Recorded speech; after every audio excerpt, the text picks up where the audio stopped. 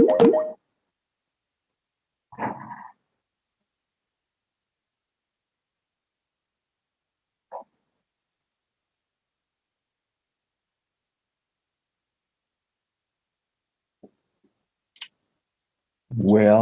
buenos días a todos, bienvenidos. I understand that Anatolio is with us somewhere. Yeah. Is there? Hello, exactly here. Very good, Anatolio. So I suggest that we start our second day. We have a very dense agenda.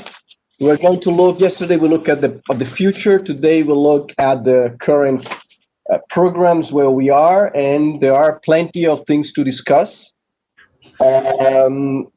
So what I suggest is that we concentrate very much on what needs to be done to solve some of the fragilities that the programs are facing in the current period. Let me just remind you of a couple of figures that were discussed yesterday. We, despite a very promising acceleration in 2020 in terms of declaration of expenditure, we are still in a situation in which there are around 60% of the resources to be claimed in the last 3 years of the programming period. And if you add to that the fact that we will be discussing over the next few weeks, the programming of React, that is grosso modo a similar amount of money also to be used in the next 3 years. Clearly, there's a lot to do. Clearly, there are variations between programs, between priorities, but I think that we need today take the opportunity not only to look at all the possible data, but also to look at the measures that are needed to ensure that we conclude this programming period using all the resources in the best possible way. So, Anatolio, is something at this point in time? Sí, Yo creo que sí, si perfecto, quieres. pero casi intervento primero ahora, ¿no? Vale. Porque ellos deberán presentar algo también, ¿no? O sea, yo creo que sí. Yeah, sure. Vale, pues intervengo como Maybe introducción I a la jornada de hoy. can participate and do a brief introduction to today's seminar. I say hello to everyone following this by screaming, and I thank the Commission for giving us the opportunity of having this meeting. Yesterday, we saw very clearly that Spain is about to receive an important amount of fund. As the director said right now, we have to be aware of the fact that these funds have to be executed in some years that are going to coincide with the final years of the programming period 14-20. Although this 14-20 period was somewhat special, we had to face on regulation changes, amendments that we have to adapt to, such as the obligation of design program authorities, obligations that have already been eliminated for the new periods. And these type of changes made our start to go rather slowly, not as fast as we would have wanted. Over the course of the implementation, we've gone into cruise speed, and these new programming period, well, this period has also been characterized by the suffering of the pandemic. And this has come together with the introduction of the CRII, and these have accelerated the implementation of the funds. Hopefully, this speed up or this acceleration can be noticed in the second half of 2020. Yesterday, it was clear that we'll have to organize well the new multi-year programming period, setting the basis that will allow us to move forward and in coordination with the new funds that we're having, the mechanism for recovery and resilience, and also React EU, and we're working on it. We're working on it so that things can be launched, and I'm going to give the floor to Anatolio so that he can talk about this period. Good morning. Good morning to everybody. In principle, I had prepared responding to this requirement of the Commission. Well, I was starting from the current scenario, so that as for the new perspectives that we have, I'm very much based on the forecast that we have, above all, to implement the measures related with the pandemic and trying to give certain assurance so that we can somewhat use the funds of the traditional ERDF. And I think now things are becoming relatively easy. I hope that I can prove that. Still, I believe that the presentation, well, you intended to do some presentation and presenting some figures, and after that presentation, I can give you some details. I mean, the big figures do not change, are basically the same ones, but I can get into more details. Yes, it's true. Introduces very quickly, from our point of view, the key figures, some of questions, and then the floor is up to you to see a bit how you're seeing the situation. Mariam. Gracias. Thank you. La diapositiva siguiente, Claudio, Can por we favor. go into the next slide? Well, we wanted to give you an idea of what we're seeing in Brussels with regards to the discussion that we're having around the programs in Spain and at the EU level in all of the ERDF programs during the, well, ERDF programs, the ERDF European programs have advanced with a 17% compared, or by 17% compared to what we had by the end of 2019, whereas the Spanish programs have only advanced by 14.8%. It is a significant advance. However, we haven't been able to recover from the delay that you accumulated in the first years.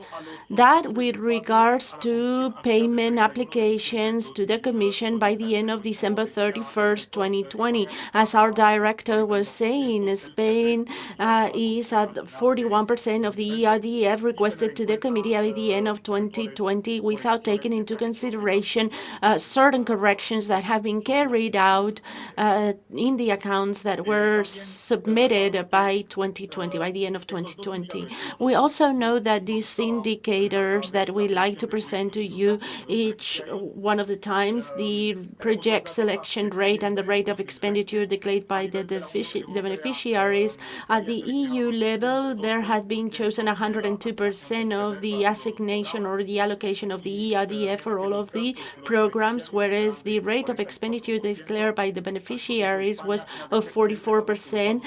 That's the median of the EU, whereas in Spain, and we know that data have improved since then, but in September it was only 74% of the project selection rate and only 26% of the rate of expenditure declared by beneficiaries to the management authorities. In the next slide, we'll see that in 2020, we know that the main event in the life of the ERDF programs have been the reprogramming in order to give an answer to the pandemic and to the health problems. And Spain is the country that has allocated more resources to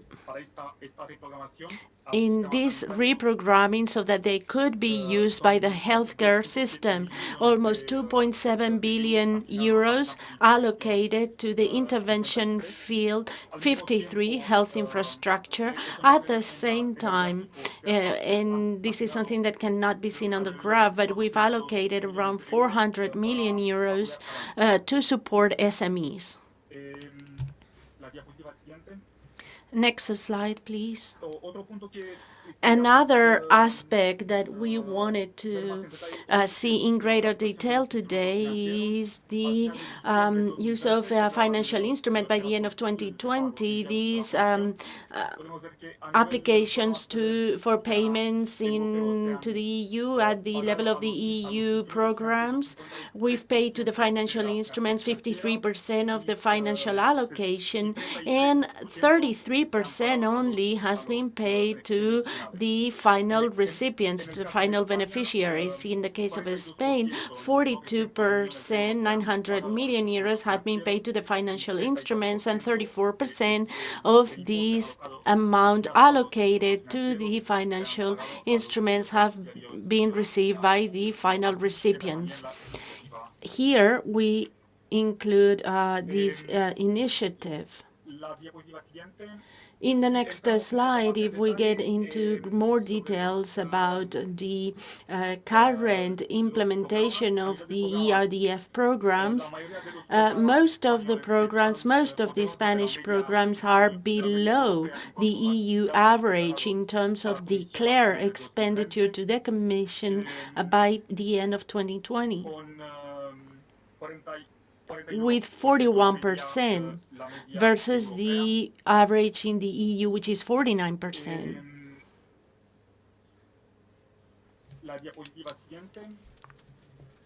Next slide, please.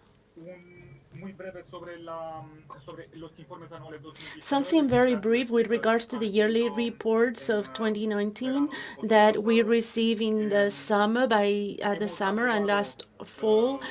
We've approved practically all of them. For 13 programs, we've sent letters with some observations requesting additional information with regards to the advance of the program in the framework of Article 50.8. We have received answers for those observations with more or less details. However, there are still 7 programs for which we still need to reinforce our monitoring in the coming months, and those programs are Pope, Andalucía, Castilla-La Mancha, Ceuta, Valencian Community, Madrid, and Murcia, that are below the EU average in all of the indicators that we follow and that I mentioned earlier. At least they were in that situation at the moment of the analysis of the yearly report 2019. As to the recommendations that we've done in the framework of Article 50.8, they are basically to promote the advancements in the choosing of the project to get to at least 100% of the financial allocation of the ERDF for the programs, and then concentrating in the implementation of the projects, taking advantage of the modifications of the decree regulations in order to accelerate the implementation of the funds on the basis of the healthcare expenses, and also being careful with regards to the potential impact that audits can have, trying to solve the problems as early as possible, as soon as possible, so that this will have no impact on the payments made by the Commission. The final screen, Claudio, please. These are some macro indicators that we're taking a look at, but now we would like to see more in greater detail the difficulties that you found in 2020 and what is your forecast for 2021, or what are the challenges that you think you're facing for 2021? Our objective is to choose projects as early as possible so that we can cover 100% of the financial allocation, and to fulfill with this N+3 rule for this year, which amounts to 1.5 billion euros. We will also like to know if we can organize some specific meetings for these programs. We want to find out what measures are established for these programs, so that the ones that are at a lower level of implementation, and we also want to know what is the status of the financial instruments in each one of the programs, and how you have advanced with the COVID operation since the modification of the programs, and what has been achieved up until now. Thank you. Anatoly, if you agree, I suggest that you present the Spanish point of view in half an hour, so that we then have a bit of time to exchange and then ask questions and go a bit into Yo, the question. All right? yo espero que sea bastante menos de media hora, espero. I hope it's going to Espero, be a no bit sé si less lo voy a than an conseguir. hour Bueno, or less than half an hour. I don't know if I'll siguiente, achieve it, but hopefully I will do so. Can we go into the next bueno, en slide, primer lugar, Claudio? siguiente transparencia Please, next slide. y siguiente. And next. Bueno, en primer lugar, las recomendaciones Next, del please. artículo Well, the 50.8 recommendations of que ha Article comentado María, 50.8 that was mentioned by Maria, and I think we followed them very closely. Our objective was to speed up the choosing of these operations or programs and in accelerating and speeding up the programming so that we can save the N+3 rule of last year, and also because we are gaining a better position to do the same this year. So we've done so in choosing the programs as well as in the implementation, and as to the audit, this has been taken into consideration because certification of the expenditure, for example, healthcare expenditure related with the fight against COVID, might be lower than we would have liked to have, because we have tried to be extremely careful. Very often these contracts are very strange, like emergency contracts, and that makes us being a bit more cautious. In fact, some regional programs prefer not to certify anything yet because they didn't need it for the N+3, and therefore they wanted to be a bit more careful. So the current situation as to the choosing of programs, this is the information by the end of the year. In terms of choosing, they are much better than what we have by 31st of December. We agree with the Commission to extend throughout the month of January the possibility of having the different organizations or different bodies introducing in the systems operations that were chosen before the end of that last year, but enter into the system during January. And we've had a very interesting improvement right now in the global choosing of these programs by January 22nd. I'm sure that today is even better, but now we're close to 90.5%. In the case of the regional programs, we are at 91.5. In POPE, we're close to 90. From here till the end of January, we will even more closer to 100%. And you have to take into consideration that this calculation of the chosen cost doesn't take into consideration the certifications by 100%, because everything is being done according to the standard programming at the current standard rate. The proportion of grant that we've used according to this information at this point is practically 100%. This is the data that it is going to be reported with Article 111, total cost selected versus the program expenditure, and we've approved the standard rate, not 100%.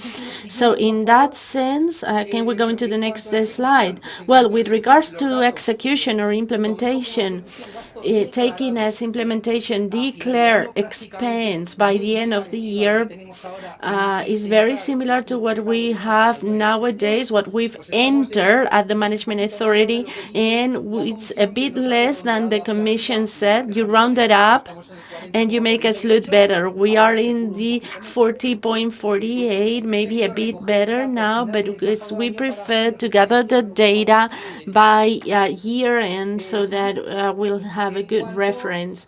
And as to the situation of the regional operating programs, with regards to the choosing of operations, as I said before, by year end we are at 90.6. Now it's more than 91.5. 1.5. That's the percentage. There are 3 programs that have already exceeded the 100%, Extremadura, Galicia, and Navarra. However, we have 3 programs that are below 50% in terms of choosing operations. That's Ceuta, Melilla, and Madrid. And based on what we're going to explain to you later on, I believe we're not going to be facing problems, although it's true we're suffering this delay, and this comes with some specific problems.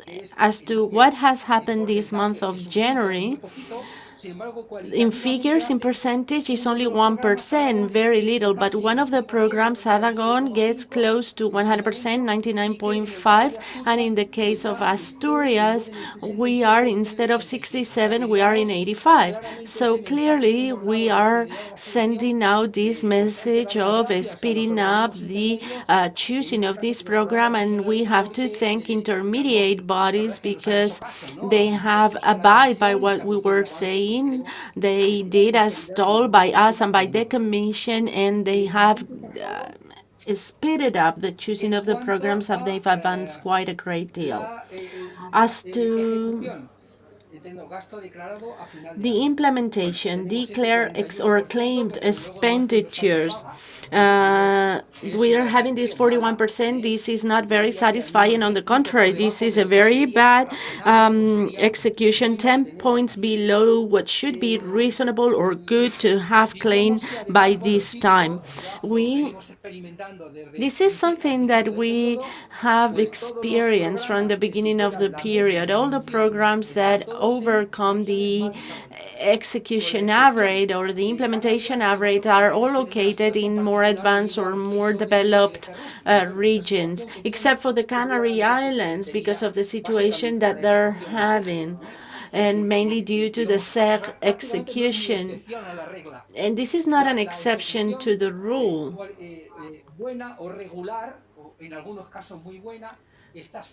But normally we have to say that good implementation only happens in the most developed regions. The problem we're having in the least developed ones, and above all in the under transition regions. Next, please. What happens in the pluri-regional program, the POPE? I said that in this month of January, we had taken a very important leap. We're right now in 89.2% in terms of the choosing of the operations. Unfortunately, we're facing the same problems that we had up until now on axis 6, 7, and 12. I have highlighted axis 6 and 7 in yellow because we've already indicated in several cases that this isn't real, because the projects of axis 6 and 7 in the case of POPE, they're clearly identified. They were chosen a long time ago, chosen in quotes, not formally chosen, not by internal procedures, not approved in the application, although we know what projects are going to be carried out. That's why we are urging the intermediate bodies, MITECO and ADIF, to do a very specific definition of the operations that will help them to introduce the information in the system, even if they need to amend or modify that operation later on, or amend the data of the operation, because this, what we have here, is very fictitious.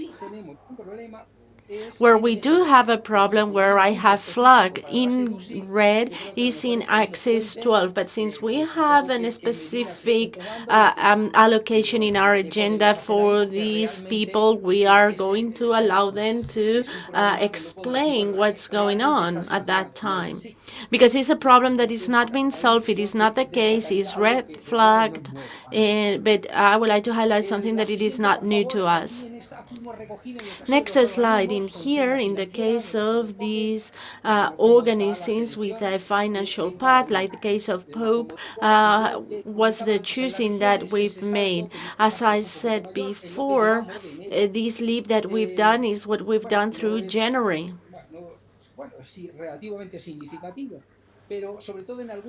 is relatively significant, but in many of the cases, the impact is relevant. What I highlighted, what I flagged in orange, in previous conversations with the Commission, we already said that this was going to be close to 100%, because the operations had been chosen, and now the data it's improving close to 90% in the case of the state research authorities. And as to these red.es, red.es, we're close to 85.5, which included the operations related with COVID expenditure, and I think we had an advance of 5% due to these improvements in this red.es, and also highlighted with two yellow arrows on the sides, the Sub-Department of Urban Development, which is the intermediate body that controls healthcare expenditure and that has started to choose some operations. And this data, it was the one that we were having by year end, but now we're exceeding 100%, and we will explain this in greater detail when we talk about the COVID expenditure. Next, what happens not only in the choosing of these operations or with regards to the implementation, we still find ourselves with the panorama, with the scenario that we had from the very beginning. We're still facing problems in Axis 6 and above all in these 12. I'll talk about Axis 6 later on, and I would like to highlight that in the case of Axis 3, we've already implemented 100%. We've exceeded this. This will come with consequences probably as to the possible reprogramming that we can put on the table, because this is an axis with a very small amount of money allocated and has been broadly exceeded. And as to Axis 6, this is something that we will mention separately, because there are some specific observations of the Commission about them. And in the case of X12, Duxi is our main concern in this program, even for the future, is the main problem, not the only one, because we have to remain vigilant and other things, but this Axis 12 is the actual real problem. We've also observed, as usual, a reasonably good implementation in the most developed regions, and the problem is in the least developed and above all in the regions in transition. And we've not been able to change that situation in the last year. Next slide, and this is the same thing. This is the same thing that we were explaining before when choosing the operations, but now in terms of the implementation, the scenario is very similar. There are some bodies who've exceeded very clearly the implementation that they had that had been allocated to them. CEDETI, Institute Carlos III, and some electronic administration or e-administration programs. This should have some repercussions as to the distribution of resources that we will do, and it could, but it is not sure, but because after the last reprogramming, the amounts have been fully allocated, and we do not know how can we change it. And as to the difficulties as management authorities, is the management authorities or Axis 6, MITECO, very low implementation, partially improved due to the expenditure claims within the axis of technical assistance, and the two bodies that manage these assets. I highlighted with 2 stars the starting of the certification of the COVID expenditure. We have this 14% that has already been claimed to the Commission out of this total amount of 974 million of allocated money. And we've already started with the operation that we thought it was easier to claim and making sure that there were no problems with the audit trail.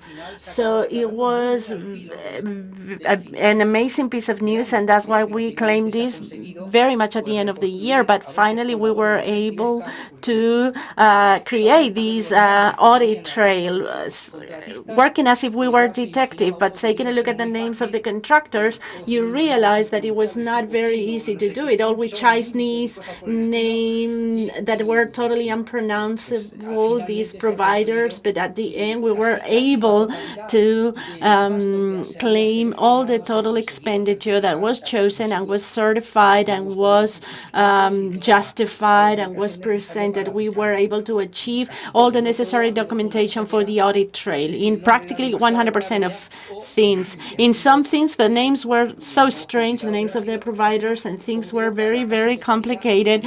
So, but practically all the things that we chose were verified, and we had a good audit trail.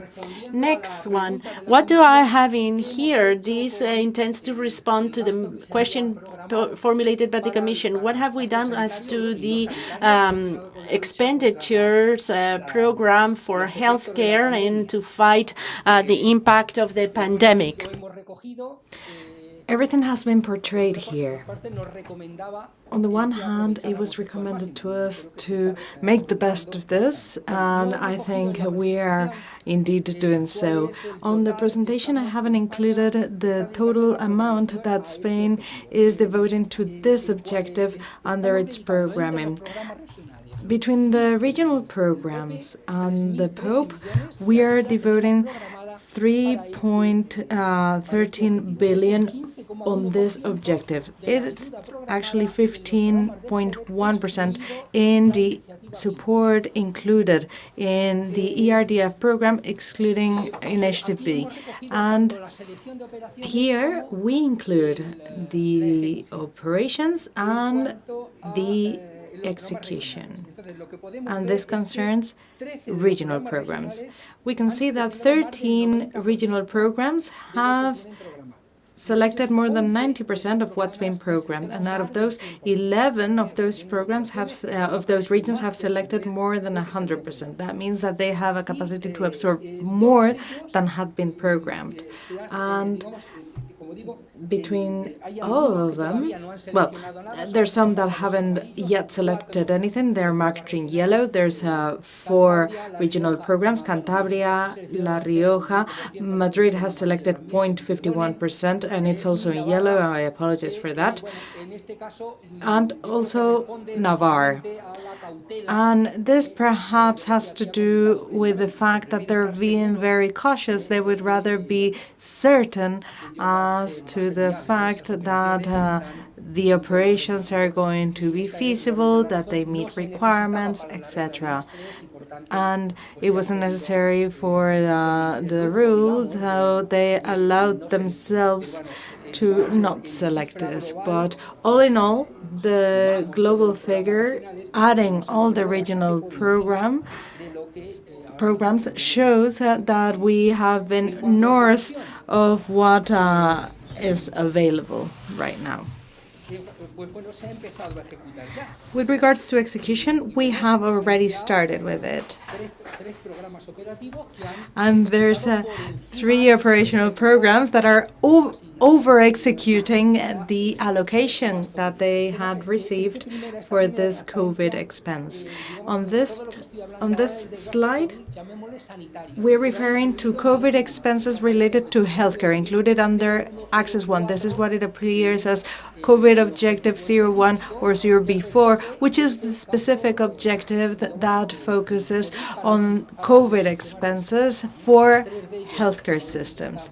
3 of them, as you can see, are above, and there's an extra 2 that have executed more than 50% of what they had programmed for COVID, which is Andalusia and the Balearic Islands. There's others that have also started certifying with lower figures, but it's clear that entities in the regional level are up to speed, and as I will mention later on, we think that by June everything will be fully executed. Next slide. Here we have expenses related to the effect of the pandemic, but that are not necessarily related to healthcare. They revolve around other axes. We're talking about that lower figure here, 338 billion euros. And here we see that the execution, million euros, and this focuses on Ceuta and Andalusia. In Andalusia, they have executed 100%, and in Ceuta, the execution is quite high too. And these are the only two programs where this COVID expense unrelated to health is being executed now. Perhaps there are COVID expenses not included here. Actually, in our application, we have the possibility of identifying any operation related directly to fighting the pandemic. But if we're talking about, for instance, R&D actions, these will appear under the specific objective for R&D, and likewise, this would happen to other specific objectives. And we would therefore be seeing that the same criteria that served the purpose of approving actions or operations before the pandemic are still in place. Now they serve the purpose again, but we are perhaps prioritizing those resources to research drugs, vaccination, or to get medical equipment, or other aspects. Some actions under Axis 3, even though initially they may not have been designed to fight the pandemic, they can also be used. So we really hope to be able to exploit or do mining on that information, and of course, we will try to focus on any projects that aim at fighting COVID. And these are the figures that stem from the reprogramming process, nonetheless, as of now. And now, what's going on with POPI or Pope? This is the same exercise as before. As we said, health-related expenses are allocated to Axis 1, and Axis 2 refers to actions aimed at providing support to students that are more vulnerable so that they can partake in the education system. Educared, this is the name that the program has been given, and we have been above the amount that has been currently allocated. In the case of Axis 1, as I mentioned earlier, we have declared 14% of the total as of now. Now, what I'm about to present now also answers the question of the commission, with regards to what we're doing with regards to 58. How are we doing with CRE? How are we going to absorb the resources? Well, we've put together an exercise, and it is about ascertaining what the surplus is for the N+3 for the year 2021. Well, the surplus is almost always negative. We normally have a deficit more than a surplus, more than anything. But we have programmed amounts for Axis 1 and for other axes that are directly related to COVID. And I think our assumption is right when we think that that urgency expense will be certified before the 30th of June 2021. If that happens, what would be the result? What would be the outcome? So this is what we try to illustrate here. In the column to the left, where you see A plus B, we try to portray what happens if the COVID expense in under Access 1 is executed. And to the right, you see the situation that we would have if we were to execute everything, not just everything under Access 1, but also everything that's programmed under other accesses. And the result is that there are 5 programs that by the 30th of January wouldn't have covered the N+3 for 2021. And this would just be executing exclusively the COVID expenses. But we have also requested that the different entities and bodies send us their forecasts before the 30th of June. This is coming in slowly for now. The deadline is the 1st of February. That means that we will receive everything by the 5th of February. We're counting on that. We're asking people to stick to the 1st of February as much as they possibly can, nonetheless. And what we have received until now, it's quite above. Actually, you see 3 bubbles to the right.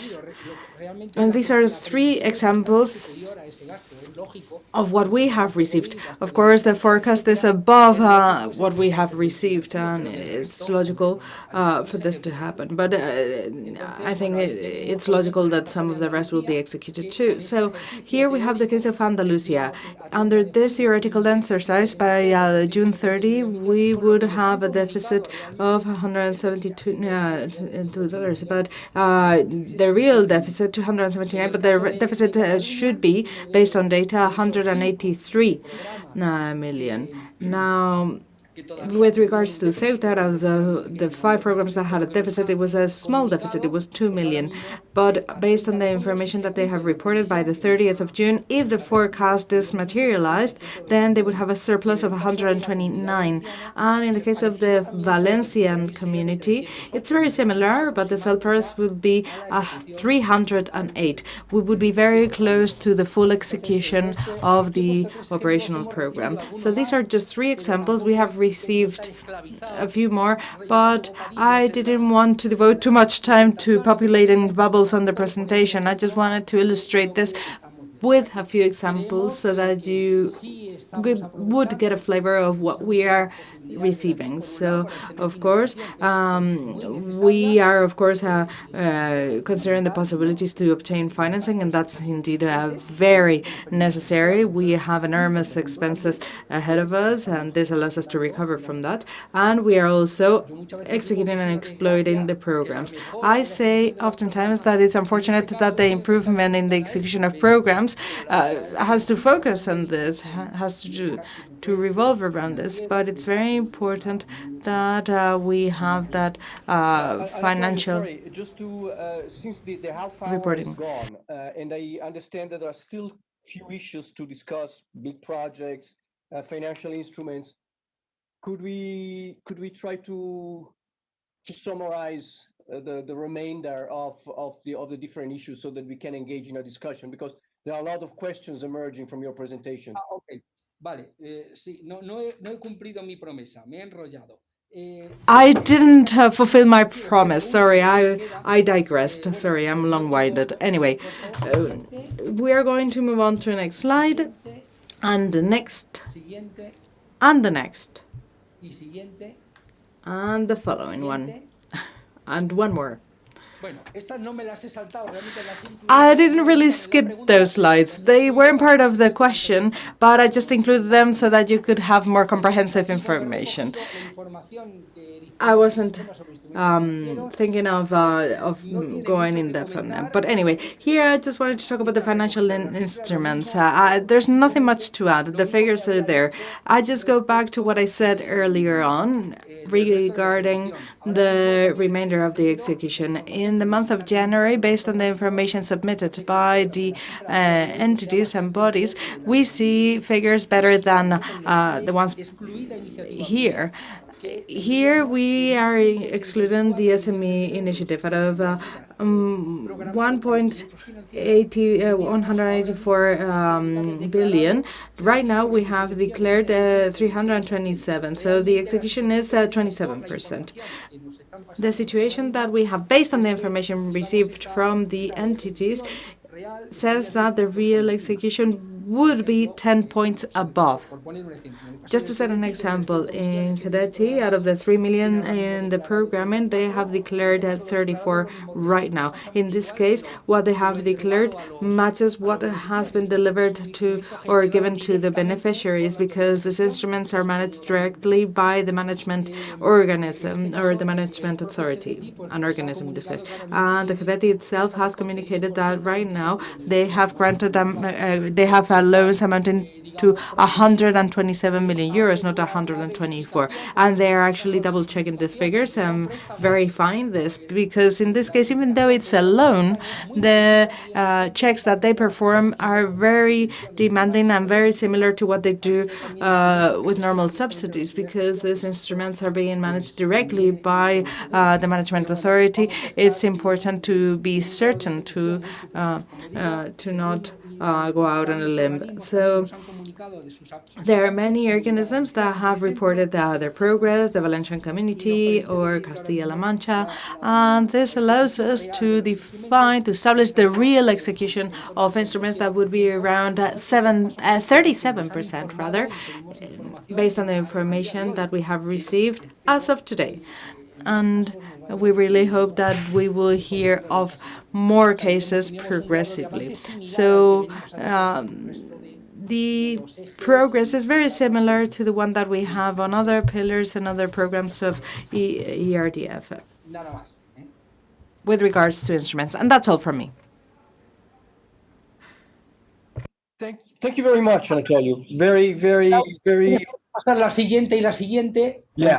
Son iguales, pero con más I was colorines. going to go over the other slides. They're the same. They're just more colorful. Yeah. Thank you very much. Thank you very much. It was very interesting, very rich, and a lot of questions on your presentation. I suggest that we use the next 20 minutes, half an hour to ask to go a bit to dive in some of these numbers. Colleagues.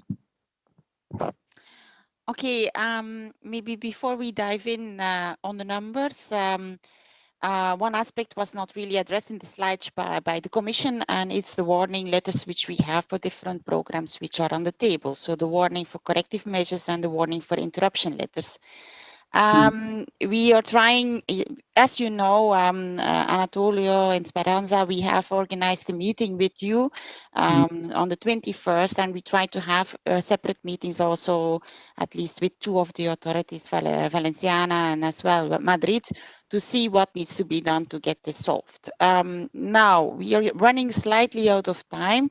So I think we need to look a bit further how we can process in this progress. In this aspect. We will not probably be able to prevent interruptions. Tomorrow there are discussions with the Director General on the subject matter. So I think we are a little bit running out of time. But of course, I would certainly insist to have the meeting still with those two authorities very soon, so that we can progress in the near future to solve then the interruptions if they are decided. And this is one aspect I wanted to say. I think I will give the floor to Marian and to Vincenti to go in certain. Yes, to certain points and questions raised based on all these aspects here, which were mentioned, especially I think on the COVID operations and so on. I think we received a lot of information, and I give the floor to Marian and Vincenti. Where are you? Gracias, Caroline, y Sí. buenos días a todos. Thank you, Caroline. Bueno, en primer lugar, queríamos agradecer la información facilitada. Well, first, we wanted to thank you for the information provided. That actually covers many of the areas that have been mentioned. First, about the selection of operations, we thank you for the effort made to implement and reflect everything accordingly on the SFC. And this is an exercise that we insist on you doing. It's very important that reality is reflected there. The low execution figures have been adapted and are now more truthful, reflecting the situation on site. We would also like to thank you for the information provided on COVID expenses. And we see that COVID expenses are north of the execution dates, but Anatolio mentioned the difficulties that they find in practice in certifying the expenses, the COVID expenses. So this requires maintained efforts in order to go about this. And we must point out that the CRE certification, 100% of co-financing was allowed, but only for this financial years or accounting year. So it's important to keep up that effort. And on the other hand, or additionally, Anatolio has given us some information and has presented some points on this, but we have new figures and new information on the large projects, on big projects, and we see that the end of the period is approaching, but there are still some big projects that have been foreseen, have been defined or identified, but haven't yet been presented. Therefore, we consider that this area requires progress, and dialogue needs to be established with the Commission so that they can make progress in the assessment, or progress can be made on assessment. And now with regards to financial instruments, we see that there's granular information, and we are grateful for that.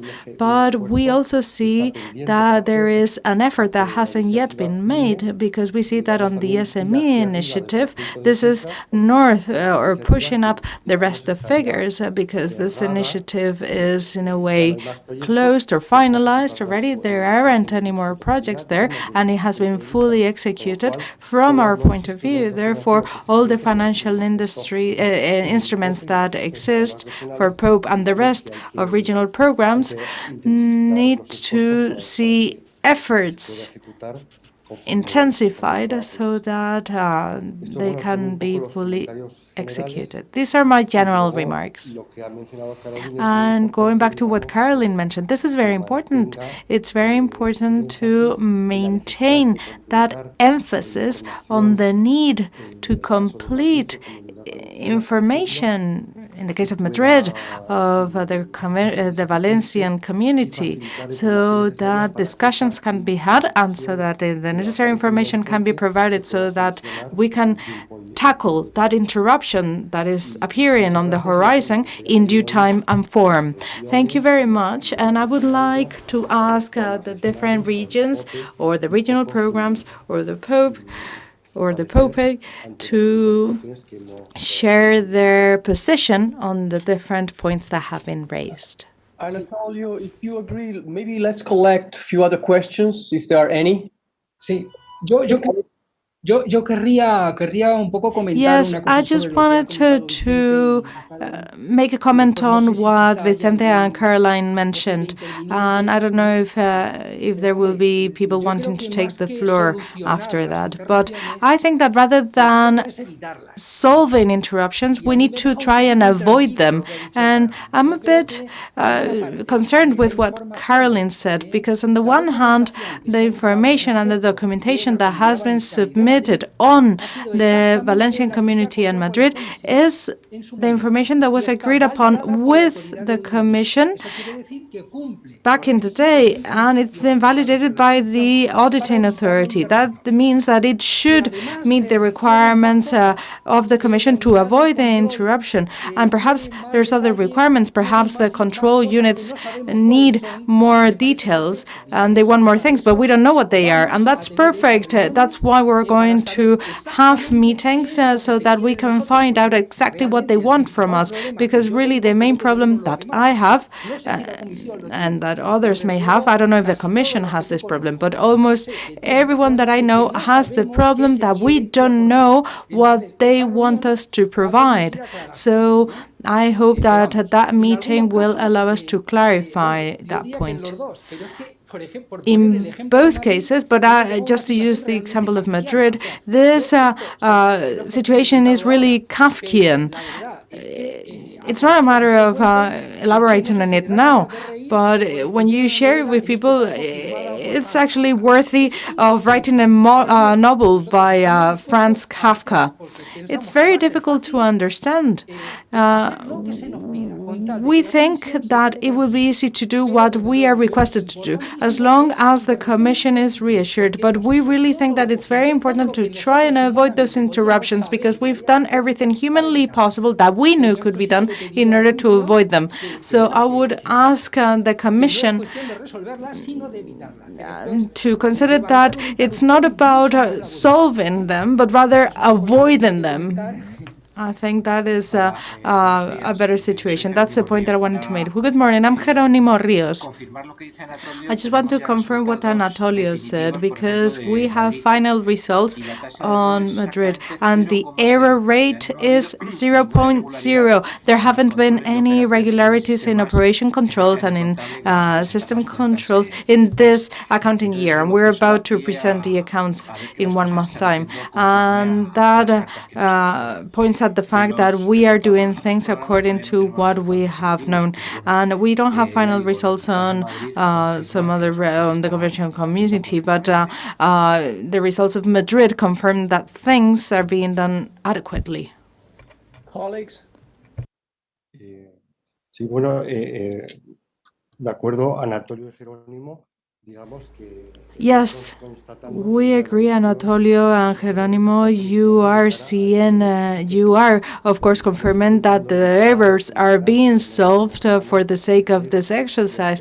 But what we try to avoid is to see the same problems as we saw last year. What Caroline tried to mention, and what we have held since the beginning of the discussions in January, this is a period where we have some room for maneuver in order to sort these things out and avoid interruptions. So it's very important that if there was some sort of misunderstanding or lack of communication, it was very important to solve that. This is why it's important to hold meetings that we're missing program by program, so that we can clarify what information is needed, because our understanding was that we were very close to making it, at least in some of the programs. So the point that we want to make today is to insist on the need to hold those meetings as soon as possible, so that we can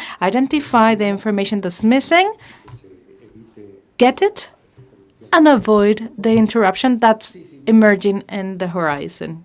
Okay, then.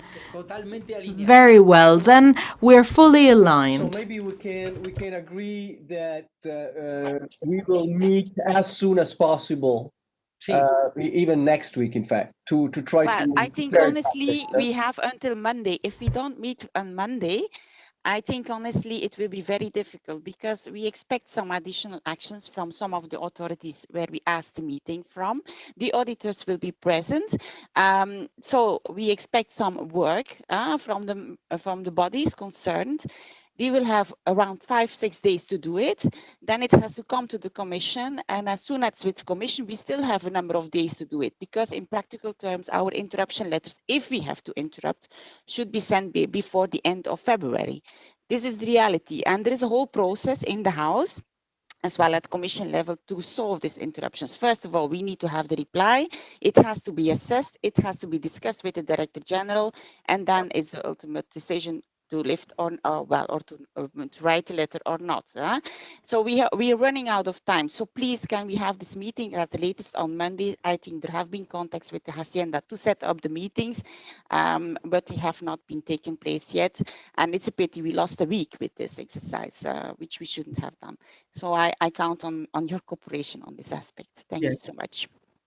Bueno, pues las tendremos el lunes. Desde We luego, will haremos lo have imposible. this on Monday then. Perfecto para mí. Lunes es perfecto para mí, ¿ok? We'll do it on Monday. Ok, Very good. perfecto. Meeting on Monday. Sí, no tenemos otro remedio, ¿no? There's no No hay other alternativa, possibility. ¿no? We have no alternative. No tengo tiempo. We have 1 month max to do everything. Sí, sí. Okay. Any other questions on the on the rest of the presentations, Marian? Or yes, Marian. Gracias.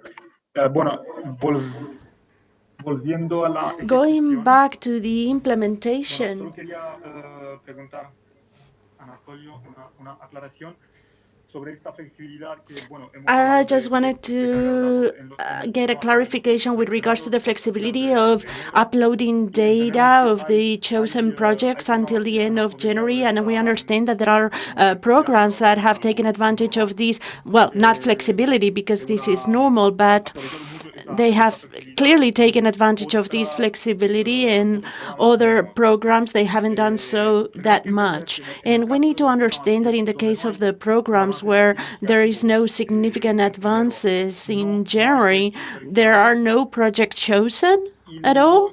This is the question. And the second question is, and it's also related with the COVID expenses, and we see in the table that has been presented by Anatolio that there are programs where the chosen cost exceeds by far what has been assigned by this type of operations.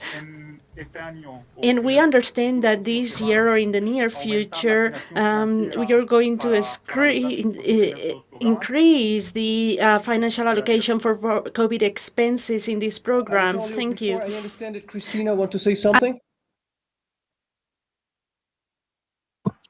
Sí, hola, buenos días. Yes, good morning.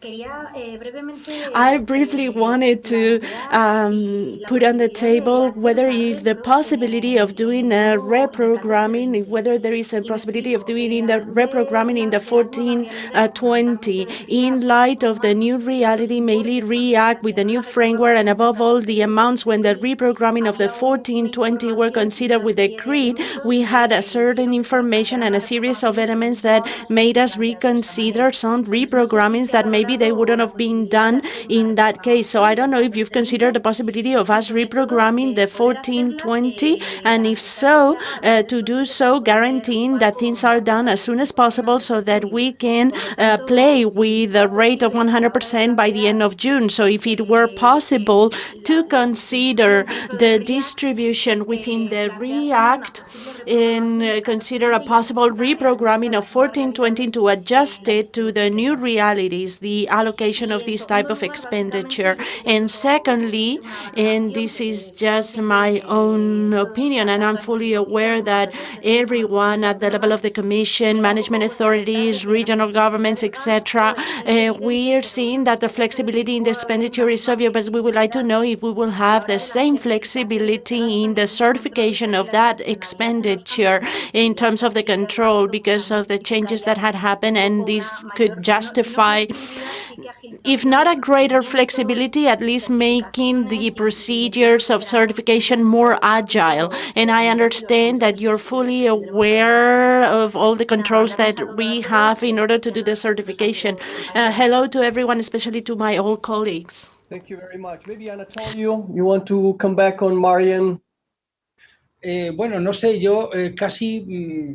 I don't ¿Qué know, iba a maybe, decir? I Pues don't know que what was I going to say, but I just wanted to say that I understand what La Rioja is asking for in this second part. Well, the idea is for this reprogramming that we're having once a day, which are the distribution of the new resources, REACT EU, do have an impact on what we have already programmed, because when we did the programming, we didn't know what was going to happen at that time with REACT EU. We didn't know the resources that we were going to how it was going to be distributed, etc.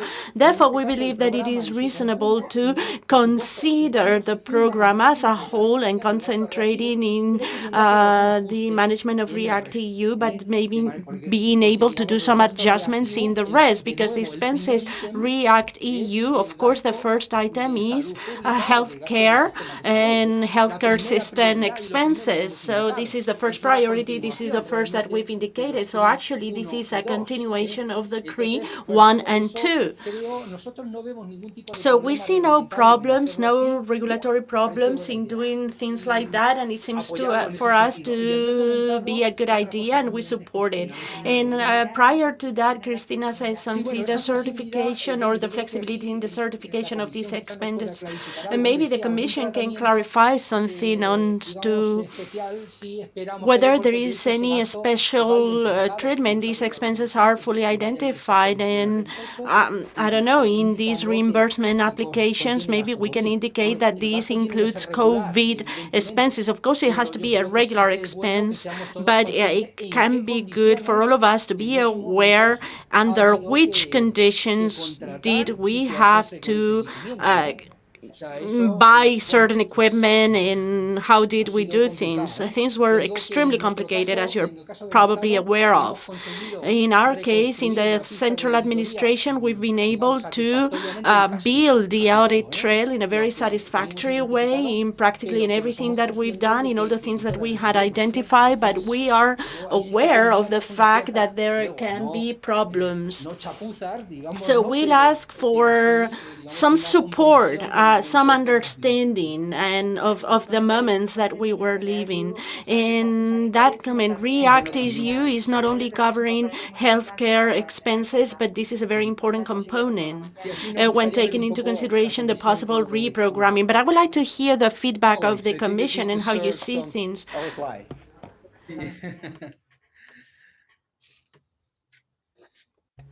Okay. Well, as a response to the comments both from Cristina as well as from Anatolio, I think that yesterday we spent most of the morning to talk about REACT, what's included, what is the objective, what is the intention behind REACT-EU. But now it is the moment, and in fact, this is what we are expecting, because the commitment is for every region to prepare their intentions, and in the next week we will have a global perspective of the intentions of every regional program and even the national program as well. And it will be at that time when we can see the needs that you're having in the reprogramming. So I think that what we saw yesterday and what REACT can cover is a broad variety of actions. It is a bridge instrument, a bridge tool that allows us to go from this immediate response to a crisis situation that continues on existing, as the Commission acknowledges, in bridging towards the situation that will come when we prepare the programming period 2021-2027. And with that optic, we will analyze all the needs. But the expenses that you've mentioned, I understand that in principle could be included within REACT. We'll see how, but I think so. But what I mean to say is that all these types of characteristics or needs within the programs, well, it's been very interesting how we got to know them with the triple conversations that we had between intermediate bodies, management authorities, and ourselves since the month of November, analyzing every program as a whole and starting to talking and getting to know what could be done inside the program with the REACT instrument. Now the regulation has been approved, and now we have to move to the next step. And that's why at the Commission we would like to follow that debate process, program by program, adapting whatever modification that we do to the needs of each one of the programs. And as to the COVID expenses, of course, at the Commission we are capable of acknowledging the different difficulties that we were having at that time in the context. But of course, there are certain requirements to follow in the audit trail and that need to be respected and fulfilled. But we we all have that perspective, and I'm sure that we're going to be able to do things correctly in the time allocated to it. Thank you.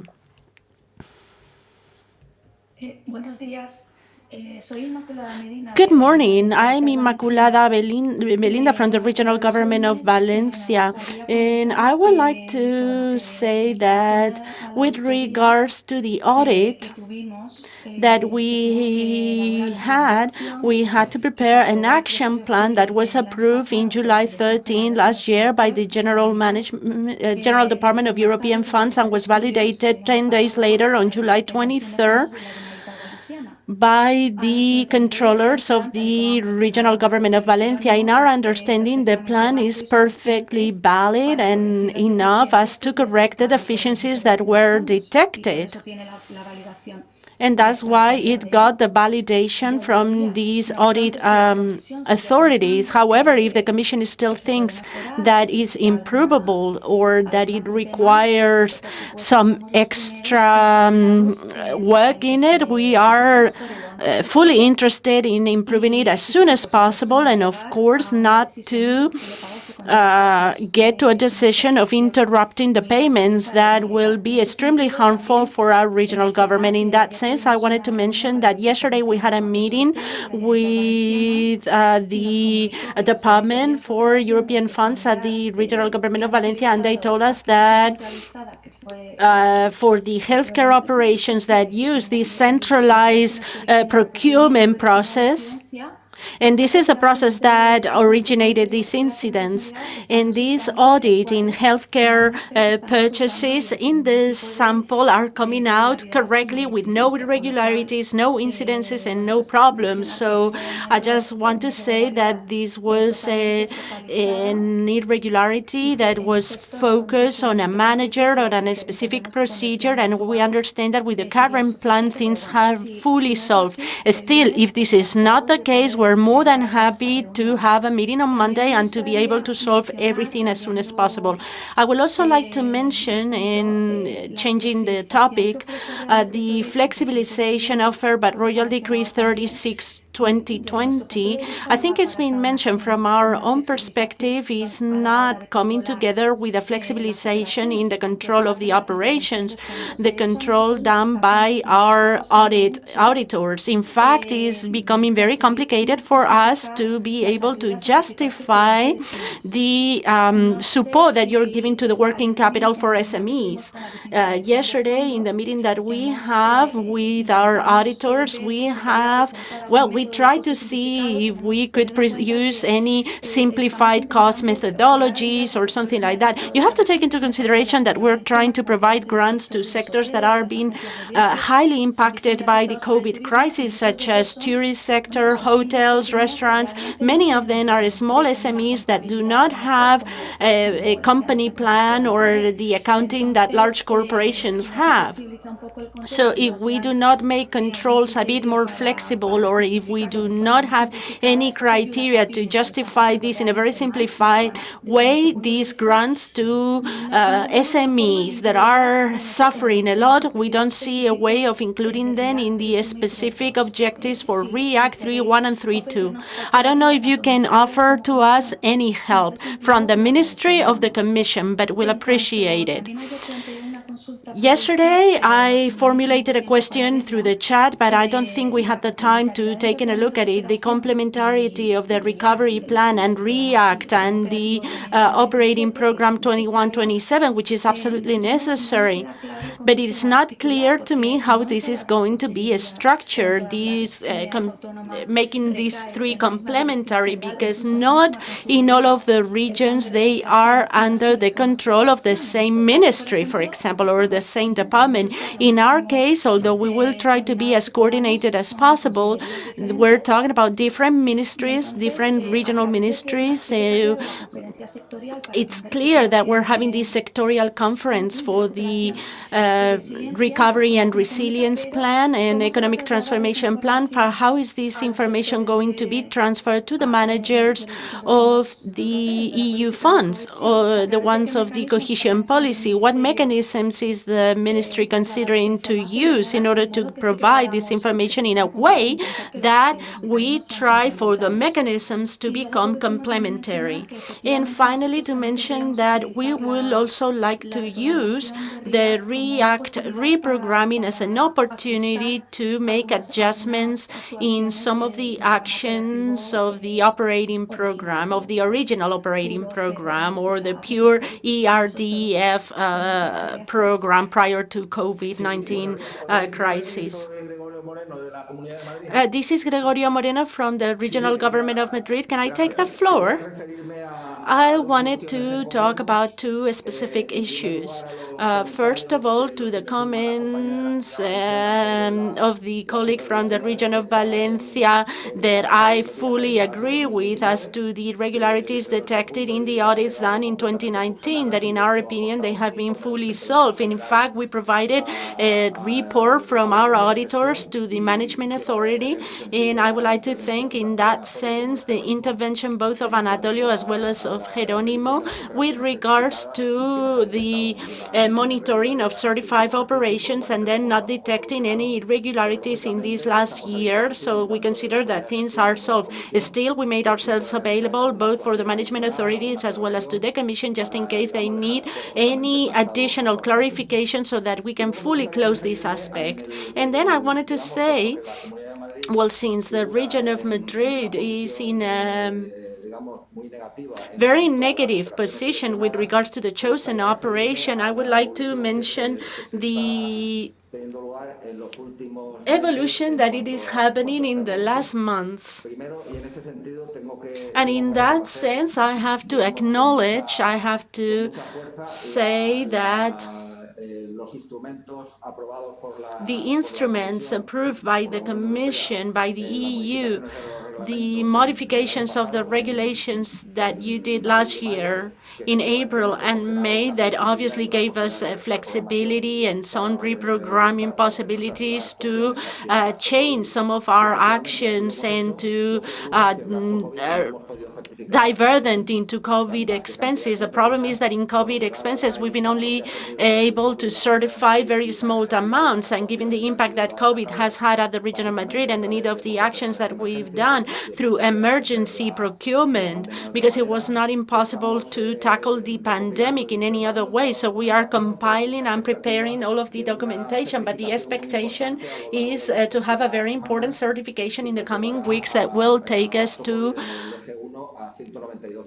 192 million euros in expenses in the DG1. And so with the same certified in December 31st, plus the operations that we've chosen in our systems, plus the ones that are ongoing, that are being publicly bid and that will be certified before the end of the accounting year 2020-2021, we hope to be able to reach around 86% in the choosing of the operations. That's all that I wanted to say. Thank you very much for your attention. Thank you very much, colleagues.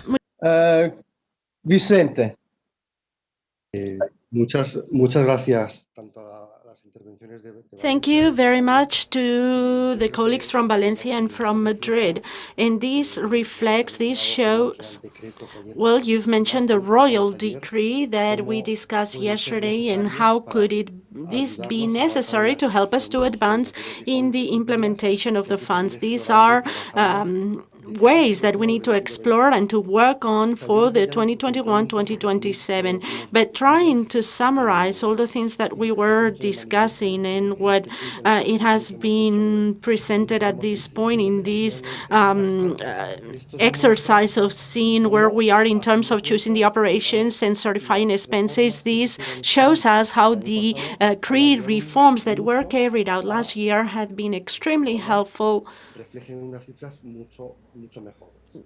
to have the programs reflecting better figures. But we have to think that this has been done as a response, an immediate response to a pandemic, a very unfortunate situation that we're all suffering. But this also proves that there were problems, that there were difficulties, there were hurdles in the administration and the management of the funds that I believe that we need to understand how to solve them and continue on solving them so that we can absorb all of the huge amount of funds that is going to be sent to Spain in the coming years. This is starting now with REACT, but it doesn't end here. We have the famous recovery and resilient plans. We have the programming period of 2021-2027. This is a very huge concern, and we have to be clear that we need to tackle it. So for that, and for the coming items that we have in the agenda, this will give us the opportunity of seeing how theme objective 6 or 4 that are going to become more relevant in the future with this idea of the Green Deal, new Green Deal that the European Commission is insisting on. So all of us with the instruments and with other measures that we can adopt will be able to get to a situation in which these bottlenecks, these problems that we're seeing and that have been clearly stated in this year, well, we need to have to find a way to solve them, and that's my final reflection. Thank you, Vicente. Look, I think we need to move on, and in fact, in reality, we stay in the same subject and in looking at some of the difficulties and think of how to solve them. And I suggest that we move to the next point, which is exactly about the thematic focus on those areas where we have encountered some problems. And Rosanna will introduce the topic, and then Anatolio, I guess, a reaction from your side, and we continue the discussion. Rosanna. Sí, buenos días a todos. Yeah, good morning to everybody. Perfecto. Sí, bueno, yo retomo el tema. Well, I go back to the topic that was covered by the colleagues in the previous presentations. That is to say, the implementation of the 2014-2020 programs. But I'm doing so from a thematic perspective and highlighting the most specific problems related with the implementation of theme objective 4, low carbon economy, and theme objective 6, environmental protection and efficiency in the use of the resources. First of all, I'm going to show you a snapshot of the implementation of this theme objective by the end of 2019. That is to say, before the modification of the programs, before the CRE and CRE+, highlighting the implementation difficulties that have characterized these theme objectives and the investments in these sectors from the very beginning and throughout the programming period. Now I'm going to say a few words as to the context, the European new Green Deal. This is what we're having, the new measures that we're having for Europe, and the COVID pandemic and what has meant for our funds. And finally, I'm going to highlight the questions that we would like to get an answer to. If we go into the next slide, please. I don't know if you can see it. It comes with two graphs. Well, the sources is the open data portal for the funds. To the left-hand side, the graph has to do with theme objective 4, and to the right-hand side, theme objective 6. The two graphs portray the situation before the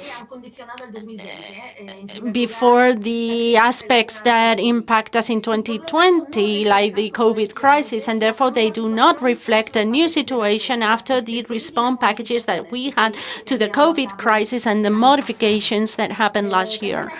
Also, we need to highlight that in these graphs, we've included information that has to do with all the funds, structural funds, etc. But we have to take into consideration that ERDF represents more than 80% of the structural funds in OT4 and a little bit less than 50% for thematic objective 6. Said this, what we want to highlight in the two graphs is that Spain was or is, now we don't know, lagging behind.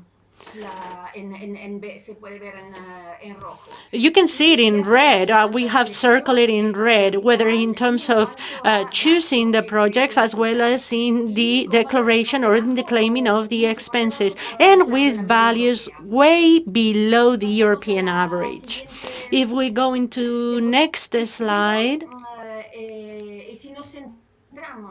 and if we concentrate in ERDF and we consider the information as to the implementation of ERDF by December 31st, 2019, the most difficult thematic objectives are 4 and 6, with a claim of expenditures of 17% for number 4 and 15% for thematic objective 16 points below the European average. And if we do a detailed analysis per field of intervention, we verify that the sectors that are lagging behind more in the scope of low carbon economy are the actions that have to do with energy efficiency in public buildings, the development of renewable energies, and also in smart networks. In the terms of efficiency in the use of resources, the sectors that are lagging behind more as waste management, especially the part that has to do with infrastructures, water, the part that has to do with water saving and water efficiency, and the investment related with heritage, the development and promotion of natural and cultural heritage. Another thing that we wanted to say here is that obviously these are investments that have an infrastructure nature and they require more time. Of course, we need more time to reach a maturity stage. And that explains a slow starting up in the implementation. But this is not only limited to those two thematic axes. I also wanted to highlight that throughout 2019, the ministry has carried out monitoring analysis, and they are concentrated in the low carbon economy and also in water management, or this is the sector in which we see a greatest concentration of the funds in this axis 6. And in these monitoring assessments or follow-up assessment, we've seen on one hand administrative difficulties, but they are common to all of the sectors. For example, the lack of budgetary resources to complement the funds, the lack of human resources or skillful human resources, but also some people have pointed out some sectorial difficulties, and this is what we're interested on. For example, when we talk about energy efficiency actions, the problem is in the financing of property proprietors or owners associations of buildings. Also, I would like to say that after the adoption of the CRE and CRE Plus packages and the response that we gave to coronavirus, there was a very important deprogramming for OT6 and OT4. Around 40% of the allocations destined or used to fight COVID comes from these thematic objectives. They were these two axes that were deprived from more resources. And we've seen that this has led as a consequence to implementation data throughout 2020 to improve, and those are good news, obviously, but that doesn't reassure us for the future, as Vicente was saying. Why is that the case? Because of two reasons, and with that we can move into the next slide. The first one of them is that ecologic and green transition have become more relevant with the new Green Deal that was adopted by the Commission in 2019. And in fact, after the COVID crisis, the Commission what did was to reinforce their commitment with the new Green Deal. In fact, they presented unprecedented proposals. We've saw it yesterday with Next Generation EU, React EU, and the Recovery and Resilience Pact or agreement. And this will entail a concentration of resources never seen before in order to achieve the new Green Deal objectives. And in the intermediate objectives that's being negotiated right now between the Council and the European Parliament for 2030, not only for 2050, but for 2030. And given the difficulties and the obstacles that were seen in the implementation of these sectors, and taking also into consideration the concentration of resources that we have seen and that we see, Spain is facing a major challenge in that sense. And the questions that we wanted to ask you are the ones that you can read on the slide. What are the specific main factors in these axes that have produced these delays? How are they going to be solved? What are the measures that you've taken in order to overcome the obstacles and to make sure that you absorb the funds and you fulfill the goals? And finally, a more general questions, so that we want to hear an answer for in this conversation in light of the experience that you've accumulated in these sectors and given the relevance that they have in the political arena. How can Spain foresee that ERDF will contribute to achieve the objectives of the new Green Deal, of the European Green Deal? And with that, I'll give you the floor. Thank you. Anatolio, Esperanza, the floor is yours.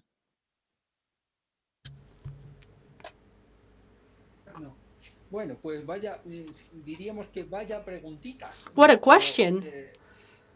Vamos a ver, la verdad es que aquí he preparado muy poquito. Well, I haven't prepared any slides. I better explain it with my own words, because there are certain things that I will have to do with what we're going to do in the future, and I'm not sure if I'm ready to give you that explanation. With regards to thematic objective 4, what problems do we have? What are they due to, etc.? Well, if we take a look at the implementation in operating or theme Operation 4, in most of the problems are happening in the least developed regions and the in transition regions.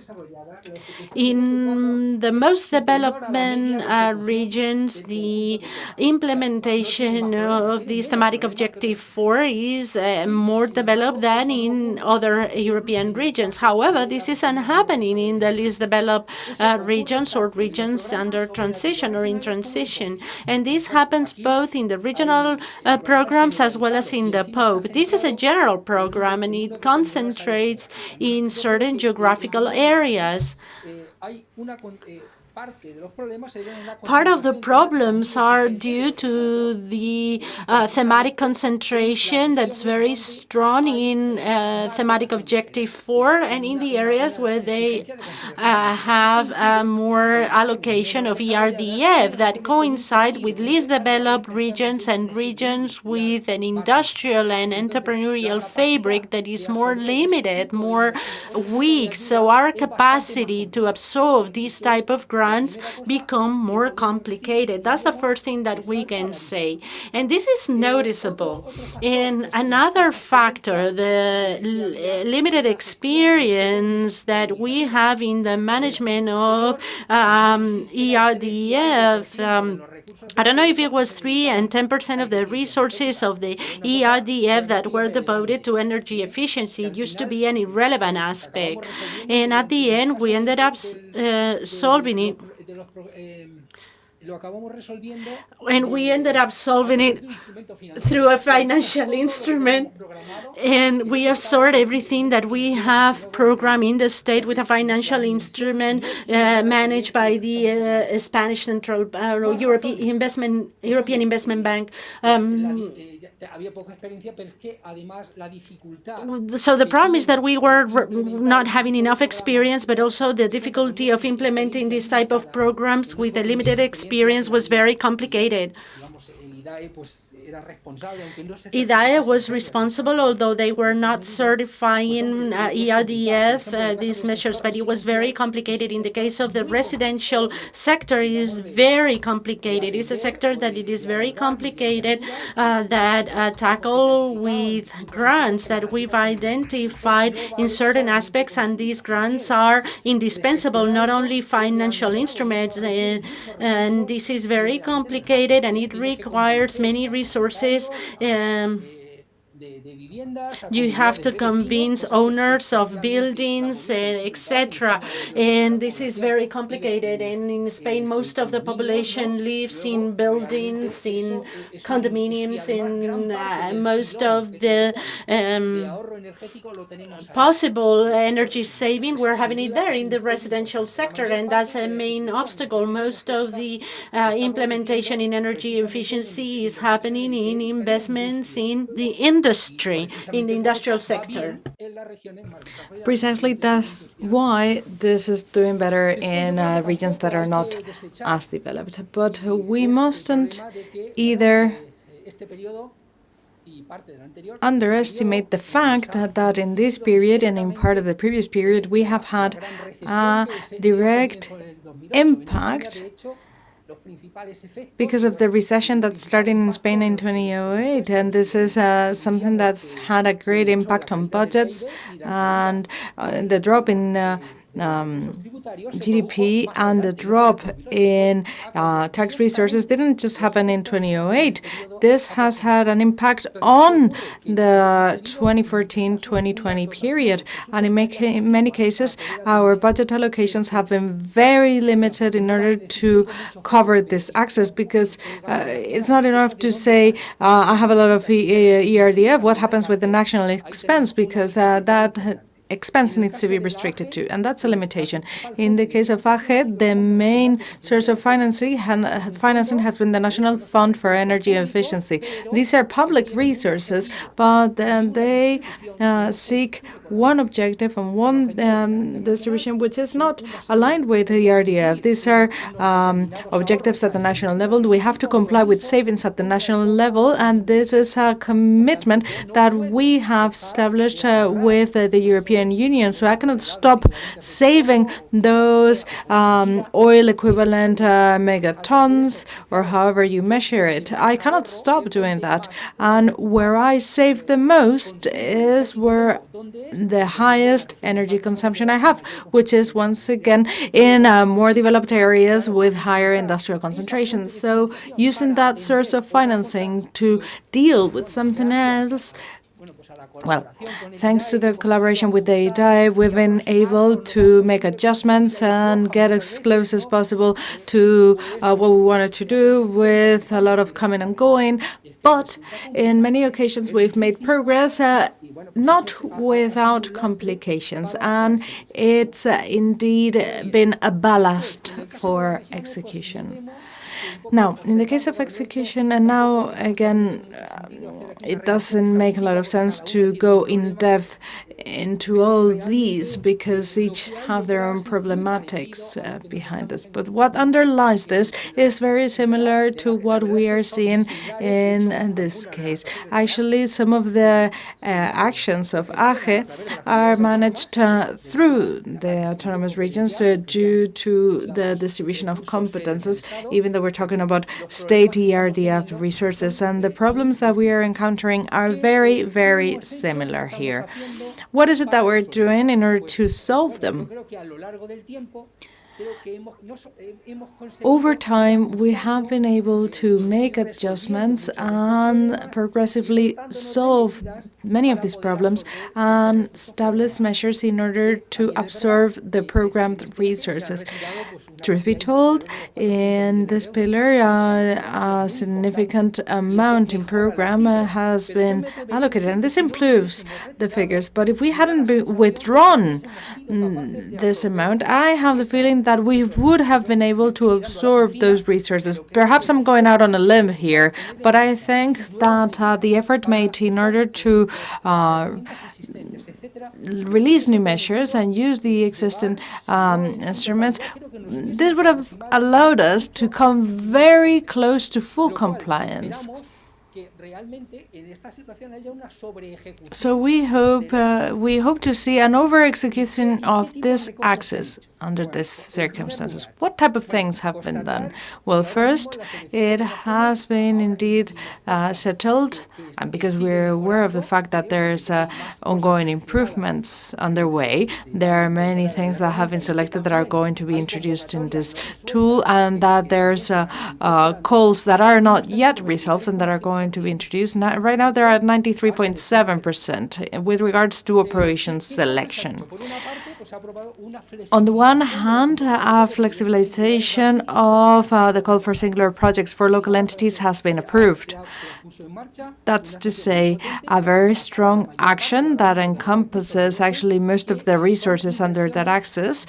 And this has to do with energy efficiency investments and renewable energies for installations, buildings, public service installations by local entities. This flexibility allows for this call, which was separate on specific objectives, and specific objectives, or the distribution rather, is not something that is subject to a Commission decision, but rather it is an internal decision by the member state. And this restriction has been lifted, and this is going to enable us to make the best of the request that fulfill the requirements received until the 31st of December last year, which is when the call ended. And new calls for renewable energies have been organized, and this is going to help us execute. In this case, both actions have specific trail allocated to them. And also we're talking about justifying expenses for energy efficiency projects which are currently being executed. And the trail that survives after COVID is practically fully devoted to the local entities. With what's been done until now, with what's been selected with the buildings and installations of the General State Administration, these expenses that we are going to receive are going to mean that the trail is over-executed, and it's going to offset the deficiencies or the non-executions that we have in projects approved by the local entities. And on top of that, we have the calls, and the calls are managed through the autonomous regions, given that the competencies, according to our Constitution, is in their hands. So those, in principle, are not consuming the trail or the allocation, but they do produce execution and they do produce results. And this is going to allow us to certify additional expenses. So, in short, with all this, we expect to over-execute what is left of that trail, coming very close or even reaching full execution. I really hope that we will get to that point. We will get very close or fully get to the initial allocation of the access. And this is underway, and it hasn't been without problems that we have managed to make adjustments, and we have tapped on many aspects. We've tried to certify upfront payments. It's been complex. It's been complex to substantiate it and to establish everything. Now, with regards to autonomous regions, they have also had to take actions of this kind. For instance, resources for local entities so that they could finance these projects. Well, there's many autonomous regions that are actually doing this. They've seen that under this access, the installations of local entities were very amenable to getting further energy efficiency, and they have adopted measures along these lines accordingly. They've also tried and fine-tune management procedures at the regional level, making the different calls more flexible, but this required efforts.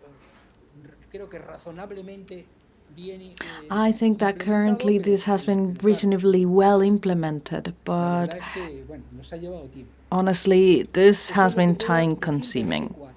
That's what I can say about Axis 4. With regards to Axis 6, this is a bit more complicated, and actually we see a wide array of case scenarios. I wouldn't know what to say here. I am going to share a personal anecdote. I got here in 2006, and when I came on board, I came from the telecoms area, and I normally certified expenses related to broadband. The end of this point, because we're getting close to the point. Yes, okay. I will spare you the anecdote. Anyway, what I mean to say is that this is a recurrent problem, unfortunately, ever since I have had experience with ERDF. Many of these projects have to do with wastewaters, and these are extraordinarily complex projects. From the very report that I was entrusted with, where everything appeared to be quite catastrophic, we see that this is very difficult to get up and running, this type of project. So what is it that the state administration is doing? Well, the state administration has reallocated the support and the aid, given COA as this public entity more weight. It now has more flexibility or more agility to manage this project. And right now, actually, half of the allocation is in the hands of Aquas, and that's one of the measures. The DG Costas, DG Coastlines has been included in the project with the large project of Ria de Orburgo, and this will allow for many of those resources to be absorbed. And we have no other option, given the complexity of this type of projects, than to do a very close follow-up of the different execution stages. So with the interim or intermediate body, with the MidTech in this case, we perform a quarterly review to see what's going on with the different projects and with the different steps of the formalization and the execution of every single one of them. And given the type of difficulties that we encountered, there's no other way to go about this. And taking into account what we've seen in other periods, and as far as I'm concerned, this has been happening since 2006, but in the end, we've managed to achieve reasonably good execution, but always performing very close follow-up and facing difficulties in every cases. And in this case, we have the state, the autonomous regions, and the local authorities involved. We need to have all agents aligned, and there's some rejections. Everybody wants to have clean water, but they don't want to have the treatment plants close to them. So it's very difficult to go about this. I know that there are some questions immediately on some of the issue you raised. Colleagues. Sí, Nicola, sí, más que una pregunta. Yes, Nicola, it's not a question, but rather a comment. I would like to thank Anatolio for the information provided and for the comments made. We are happy to hear that at least part of the problems that have been causing delays in execution, in the execution of Axis 4, I think that's what was explained. I am happy to see that some of these problems have been solved. But it's clear that in the discussions and the negotiations ahead of us, and I'm talking about the REACT-EU programming, we were talking about the policy target of having 25% of those resources at the European level devoted to climate-related objectives, and also in the programs, the negotiations and the discussions that we have to have for programs 21-27 will require special focus on these aspects, and we need to reflect area by area, sector by sector, and we need to try and find solutions. And if problems still remain, if problems are unsolved, we will have to focus on that too. And as I said earlier, the concentration of resources, European resources, and I'm not just talking about the ERDF, I'm also talking about the Recovery and Resilience Fund that we discussed yesterday. They're going to be higher than in this period than we saw in the previous period, in the period 14-20. And this is an important fact that needs to be duly taken into account, and that's all. Let me collect a few more questions. I know that Beatrice, you want to take the floor? Yes, do you hear me? We do. Espero que hoy no me cortan más. I hope I won't be cut off anymore today. Lo que mi compañera Rosana ha dicho. Now, with regards to add to what Rosana already said, I would like to mention that taking into account the situation with the financial industry instruments, for energy efficiency for this period, we must insist on the fact that the Commission proposal for the new regulation of the new common provisions regulations for the new period foresees the justification of the support format. This means that the member state will have to justify why they are using non-reimbursable support instead of financial instruments. And for this type of operations, such as, for instance, energy efficiency, we consider that in light of what's happened in this period, we think that the way to receive the support needs to be adequately considered.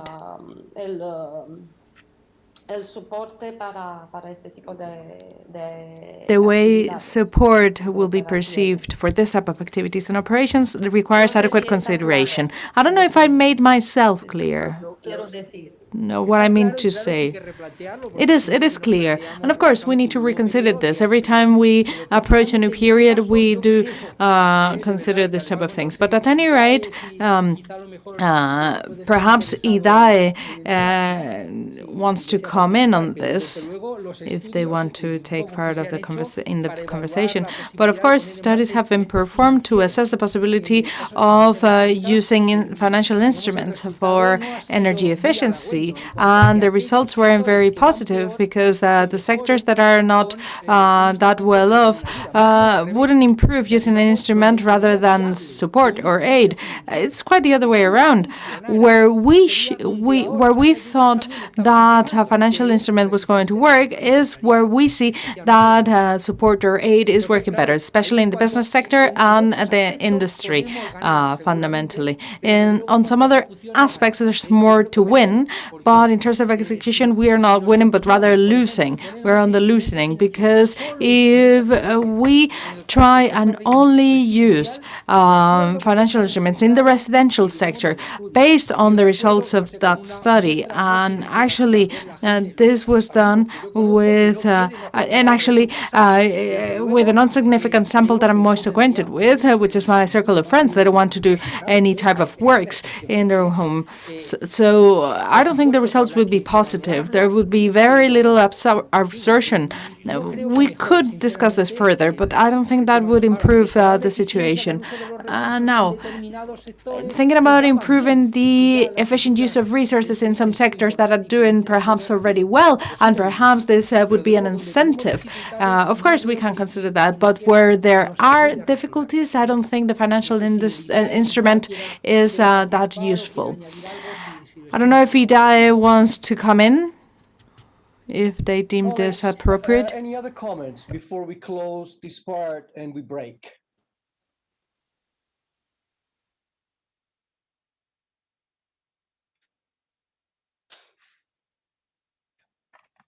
Beatriz, do you want to come back?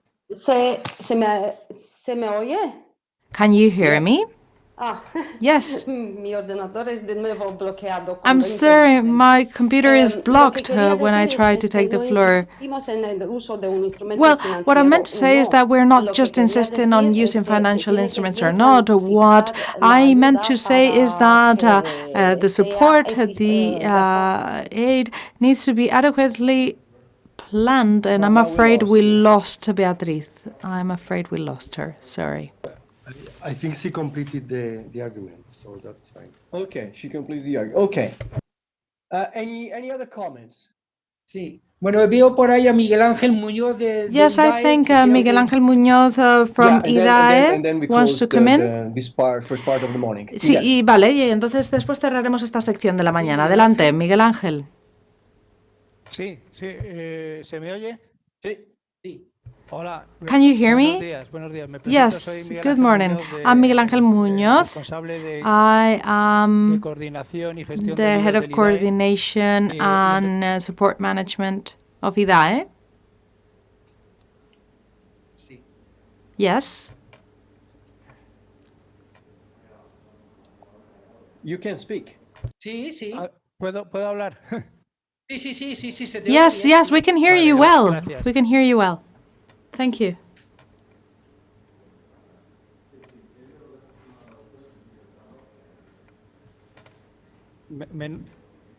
Can you hear You me? can speak. You can speak. Perdón, es que tengo en el. I'm en los cascos sorry un because retorno importante, un retraso.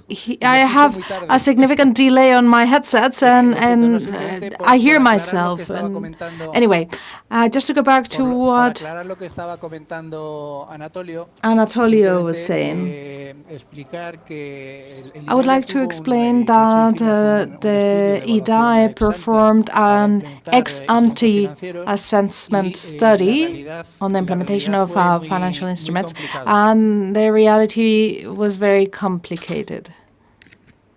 Entonces, lo que sí que os puedo decir So, que a nivel de something that I can share with you is that in the residential sector, certainly there would be a possibility to implement a financial instrument, but in order to work with the banking sector or even the European Investment Bank, well, actually, banks didn't show any interest in partaking. It was very complicated, and we had to rule it out because banks don't want to work with customers such as owners' associations. Owners' associations have no legal entity in Spain, and banks, when they offer loans or instruments to this type of beneficiaries, they laid down a series of demands that were impossible to be met by the owners' associations. And the program Pared, which is the one that has the target of the owners' associations, there's been quite a demand for loans, but this was due to the fact that the loan was granted by the IDAE to the owners' associations directly, and it didn't include the requirements or the demands placed by banking entities. This is why it worked out well, but the possibility of having the IDAE interact directly with the workers' associations, we want want to create a financial instrument directly for this, things become complicated, and it was impossible to create a financial instrument to tackle this type of projects. Another point that I wanted to make is that, as Anatolio mentioned, we have made a lot of progress in the last year, and there are selected operations across the specific objectives of package number 4, and we can therefore say that we can foresee to over-execute in certification, but in the last year, in 2020, because of the pandemic, because of COVID, we've seen delays in execution. And many of the projects that we have selected have had difficulties in execution, in supply, there's been delays in works, and this has led to having the actions that we thought were going to be executed by the end of 2020 or early 2021.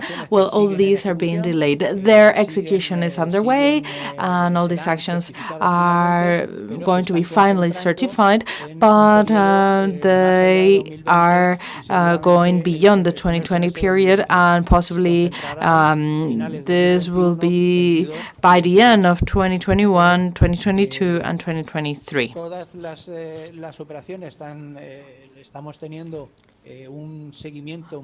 We are doing close monitoring of the different actions to make sure that they are being executed and that there will be no problems with certification, and we hope to solve the problems and the delays that we are seeing in the evolution of works will be solved, we hope. And you're right, there's an accumulation of European funds coming from other allocations, such as the REACT-EU or the recovery plan for low-carbon economies. And with the ministry, with MITECO, we are preparing several calls, apart from the facts that have already been released. These calls for projects are going to help us fulfill with the commitments established for the period 14-23. And the new calls for projects that we are considering will help us absorb the transition funds and REACT-EU. Miguel Angel, thank you very much. I think that we will need to continue this discussion because let's be very, very clear. All the investment in supporting the Green Deal, the application of the do no significant harm principle, the thematic concentration on the cohesion policy, the thematic concentration on the resilience plan will require very significant investment in these areas. And so we need to address very seriously all the bottlenecks and the problems that we have identified and find solution. I suggest that we break here. We are already a bit late, and we start in 15 minutes sharp with the last point of the first part, which is a brief presentation of the thematic evaluation and technical assistance, and then we move to the ITI and the territorial instruments. Let's enjoy the break. See you in 15 minutes. Muy bien.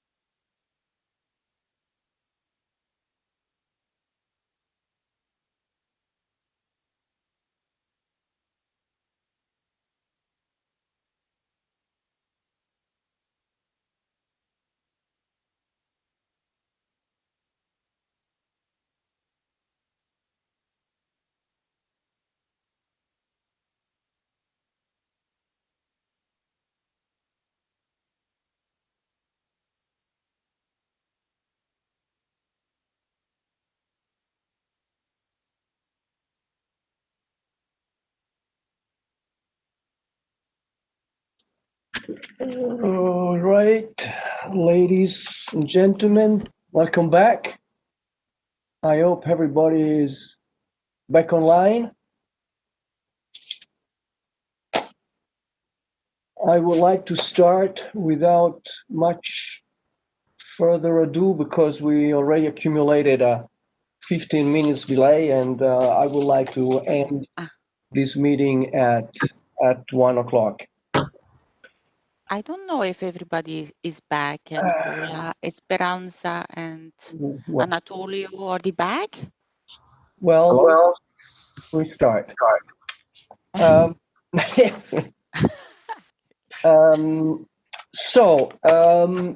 well, I see somebody and the Minister of the Hacienda. So the first point of the last part of this morning is about informing you, in fact, of a number of studies, works that we are conducting. And Vicente, please, the floor is yours. I understand that there are a few slides about it. Yes, gracias, Nicola. Yeah, thank you, unas Nicola. transparencia, We unas have some diapositivas slides. I don't know if Claudio can display them on the screen. Otherwise, I will just list them because the idea is to inform all the participants on how we're preparing ourselves in this exercise that we're doing today and seeing what's the current situation, what are the lessons that we can learn, and how to face the new programming period. So there have been some studies carried out that we finalized on the previous months and that we've presented at the corresponding fora. So I'm going to be talking only about the pending studies. What I mean to say is that they hadn't been presented yet, and we'll have to find the right forum to present it in the coming weeks or months. Also, we're going to present a study that has been done on the ITIs. We're having an expert today here, and they're going to help us to present it. It is going to be very interesting in this exercise of reflecting about the present, looking forward into the future. And as we go into the next slide, we have a study being carried out on innovation issues. What are the innovation capacities and the advanced technologies on the different Spanish geographies? So we try to see what's the situation, especially to prepare this new programming period. Also, and given the COVID pandemic and the tremendous impact that is having in a country like Spain,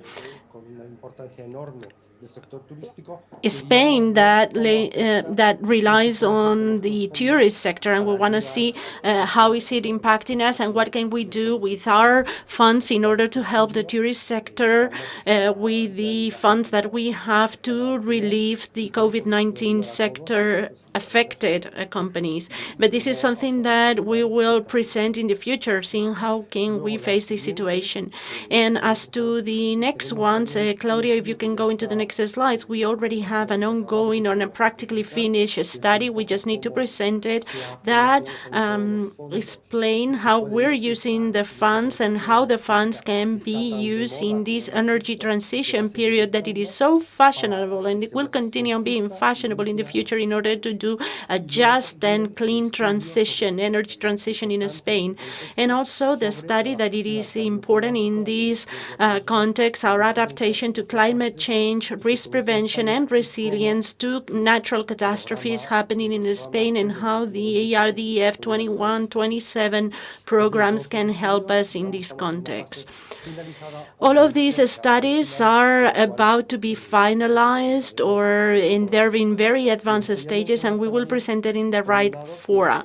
I would also like to mention that we're right now carrying out an exercise on how During this period, we can launch new studies, new initiatives using this technical assistance.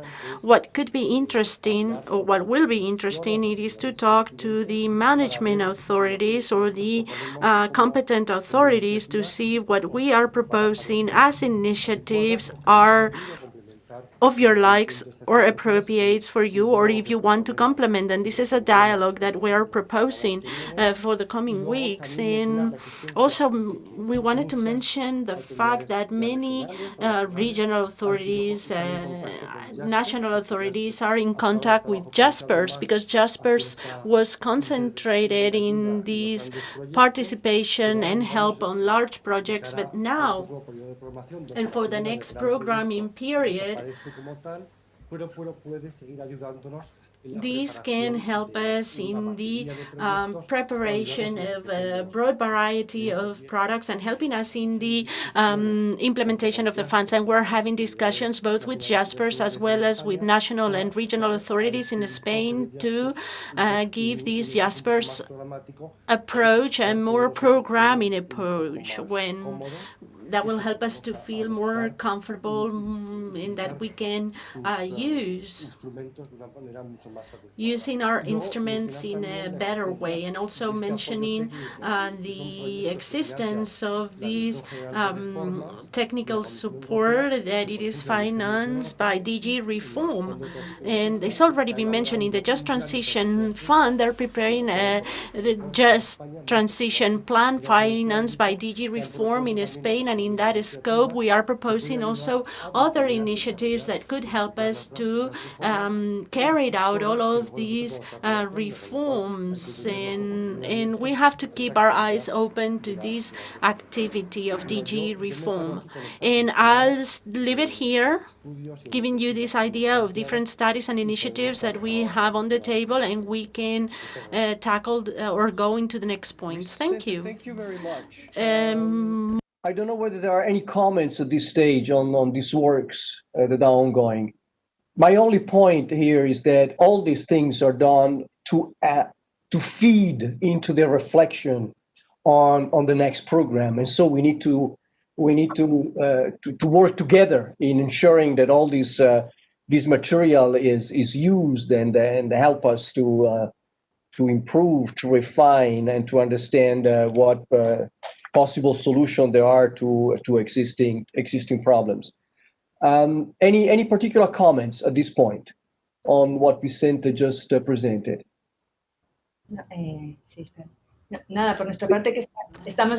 We just want to say that we can't wait to receive those reports that we believe that can be very useful to all of us in the preparation of the next programming period. And so thank you very much. We sincerely appreciate you making them available to us.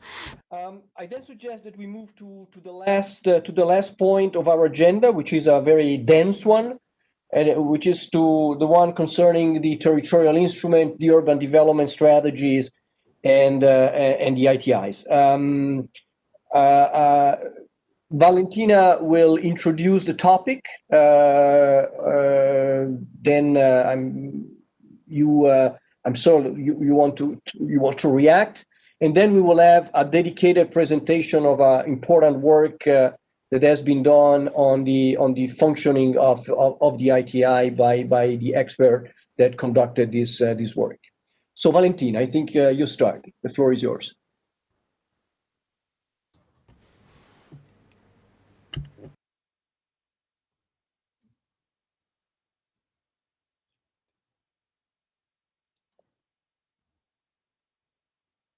Valentina, are you with us?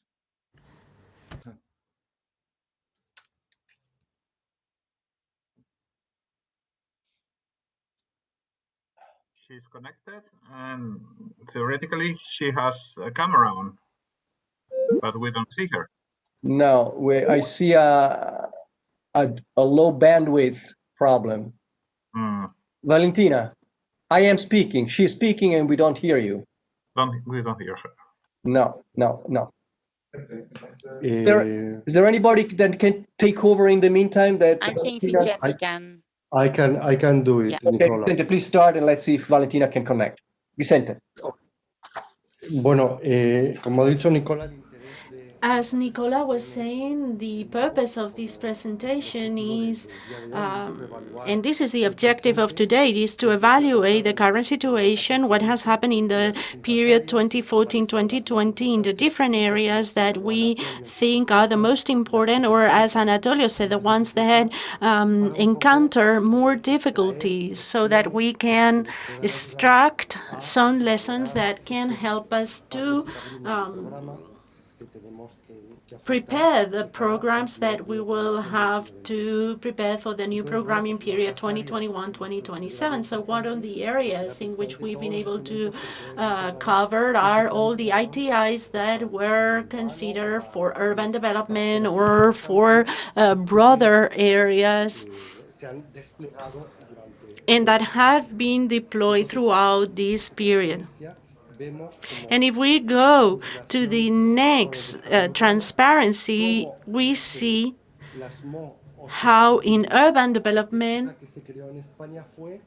the architecture that was created in Spain, well, they launched a series of calls that could be prepared for every urban area that was chosen in a competitive process, and that presented an integrated sustainable development, urban development. Those strategies included what was included on Article 7 of the ERDF regulation. So at least 5% of the ERDF resources were directed towards integrated measures for that sustainable development. We have to remember that this is a very important area, because if by 2014-2020 we were talking about 5%, the legislation for the programming period 2021-27 requires us to use at least 8% of the resources. So we have to use more of that, even if we don't like it, or whether we like it or not. And that gives rise in Spain to an amount of resources in ERDF allocated to this type of strategies, with a figure that reaches up to 173 strategies through a series of calls that are going to be deployed throughout the Spanish territory. What have we found? And this was seen in Anatolio's presentation, is that this Axis 12, Urban Axis 12, which is Axis 12 of the POPE program, has been hardly implemented. By December 31st, only 3% of the amount has been certified to the Commission. This is extremely concerning. And I think that we all have to think about how to face the programming of this urban development for 2021-2027. So what do we need to do? Of course, we need to continue on with the promotion of territorial instruments and with the territorial approach, tackling issues related with urban development, depopulation, and tourists. This is absolutely necessary for Spain. Problems such as depopulation, problems that have increased because of the pandemic situation, like the problems that the tourist sector is facing.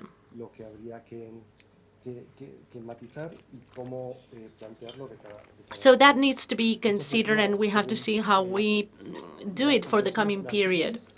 As to the ITIs, there were many ITIs that have been developed in the Spanish territory.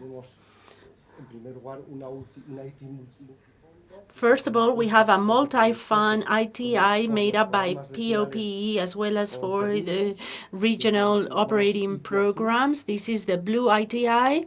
Then we're having the multi-fund regional ITIs that are having the involvement of the POPE as well as regional operating program resources. And in this large variety of ITIs, we have other multi-fund regional ITIs, but that affect only the regional operating programs, such as the one in Castilla-La Mancha, Teruel, or the one at Mar Menor. And with regards to this, we formulate a series of questions for which we want to hear an answer, and we would like to present to you afterwards the report that we've done specifically about the level of implementation or about how you're considering the ITIs in Spain. And for that, we have Jonathan with us. But first of all, let us formulate this question. The question is, what are the measures that you're going to set up so that from now till the end of the period you can implement or speed up the implementation of these ITIs? What role could take the Urban Initiatives Network? They hadn't met for a long period of time, but we thought that this was a very useful instrument in order to discuss these problems and improve the execution or the implementation. And then after hearing the explanation of Jonathan about the study that she's done on these ITIs, what is their level of implementation and how can we advance on the ITIs? And this exercise that you've done in 2020 and how you're intending to advance. Thank you very much, Vicente. Do I understand that we move directly to the presentation of the study? Okay, so perhaps it's better if Anatolio presents Okay. the reply, and then, so Jonathan, you hear this, and then you present your conclusion. Okay, so Esperanza, the floor is yours. Yes, Marco Alonso is the one that is going to intervene in this part. Okay. Buenos días. Marco Antonio is the one who is going to participate in this part. I'm Marco Antonio Romero. I'm Deputy Director for Urban Development. We are one of the two intermediate bodies in charge of the implementation of CEDUCIS together with the city councils. We also have Agustín Díaz, who is Deputy Director for Local Cooperation. That's the other intermediate body. The two of us are the ones who are in charge of the 173 IDUCIs that Vicente mentioned before. We've done a very brief presentation to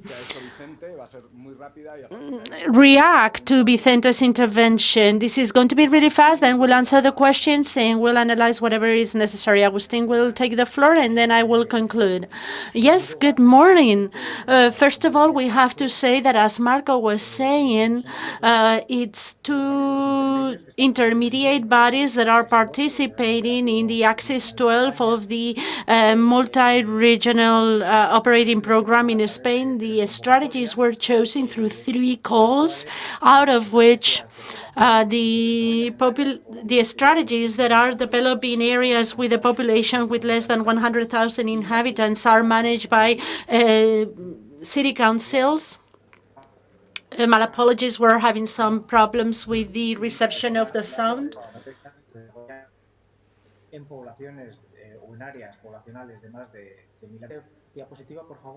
Can we go into the next slide, please? My apologies, but the sound is really bad. We sincerely apologize if you having some trouble in receiving the interpretation, but it's hard to listen to the speaker.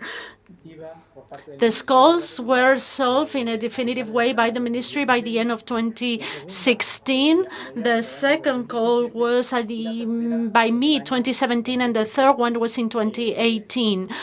The first one was the largest one. We chose 83 strategies. The second one, we only included 40 strategies. And in the third call, we chose 50 strategies. Approximately half of them are in transition regions, 12 in less developed regions, and 66 of them are being carried out in more developed regions. Next slide.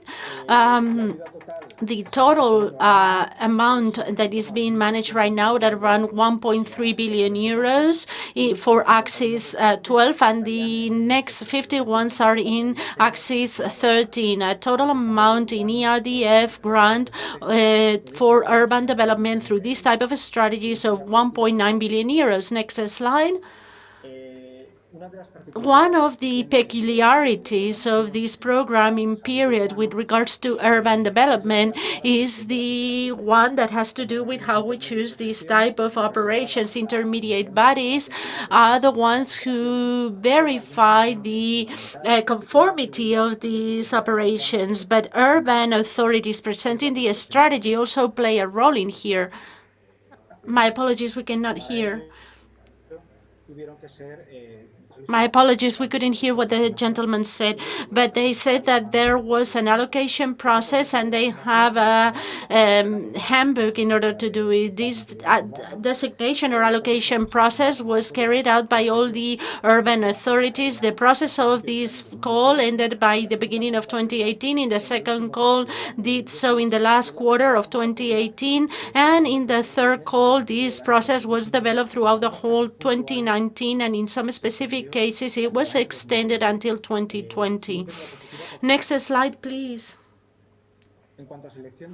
With regards to choosing these operations or transactions, although at the beginning of last year the situation was very low with a very low degree of implementation, this year we have to say that it has noticeably increased. The figures are the following one. By the beginning of last year, we have 524 operations chosen between the two intermediate bodies, representing around 24% of the total cost and a 22% of the ERDF subsidy or grant. This year, by mid-term, we have chosen 41%, and they represent more than 41% of the ERDF grant. So we have advanced in a very important way, and we have to take into consideration that the process of allocating some of the entities or choosing some of the entities was done during 2019 and even during 2020. So the way that we've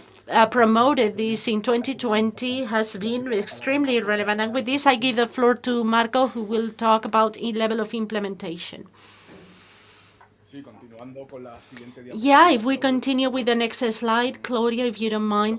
Well, as Vicente was saying, the level of implementation is very low. However, as you can see here with quantitative data, the growth from one year to the next has been exponential. And it's in agreement with what Agustin was mentioning, our increase in the approval of the operations. The greater the number of operations approved, the greater the number of certifications. We've added up to 56,764,000 euros. It is without a doubt a very low amount, but it shows a trend towards increase and a geometrical progression compared to 2019, when we have only certified 24 million, and we are not considering even 2018. That was a very limited amount. At the beginning of the certifications, it was only 1,500,000 euros, but now we are starting to receive many requests for payment, many submissions of this certification, and the two bodies have close to 30 or 40 requests that can be managed in this coming quarter. The total amount accrued, as we're saying, the percentage is still very low. We acknowledge the fact that the percentage is very low, but the trend is towards increasing. And to give you an example, from Agustin could give you many examples from his own EDUCIS, but for example, the one that we are having in Salamanca, that since 2018, the end of 2018 until 2019, had approved 90% of the operations. We've done a very intense job because they had many problems in the implementation, because the EDUSA was related with the river passing by Salamanca, and they needed to get many authorizations from the river managing authorities. And in 2020, they have already presented more than 3 requests for payment for more than 3 million euros. One of them has already been verified, etc. So they're submitting all of this information, all of these certifications and requests for payment. It's not that they're approving and they need time for implementation. They're approving, some of them are already implemented, and they start asking for these requests for payments. Getting into this topic and as a conclusion, and in order to answer the questions formulated by the Commission, first question is what are the measures that we're going to set up to speed up the implementation of these EDUCES? The answer is what Agustin said and what I insisted on. The evolution of the pace of choosing these operations is very positive. In 2019, early 2020, we've been closing the procedural handbooks, the condition of intermediate bodies, etc., etc. And that's why the number of operations approved was very low, because it was at that time when we had a rather slow process. But now we're gathering a speed, and I'm sure that very soon we will approve many operations. Second thing, and this is something that we already said on the November meetings, and that we think is very important, because it's not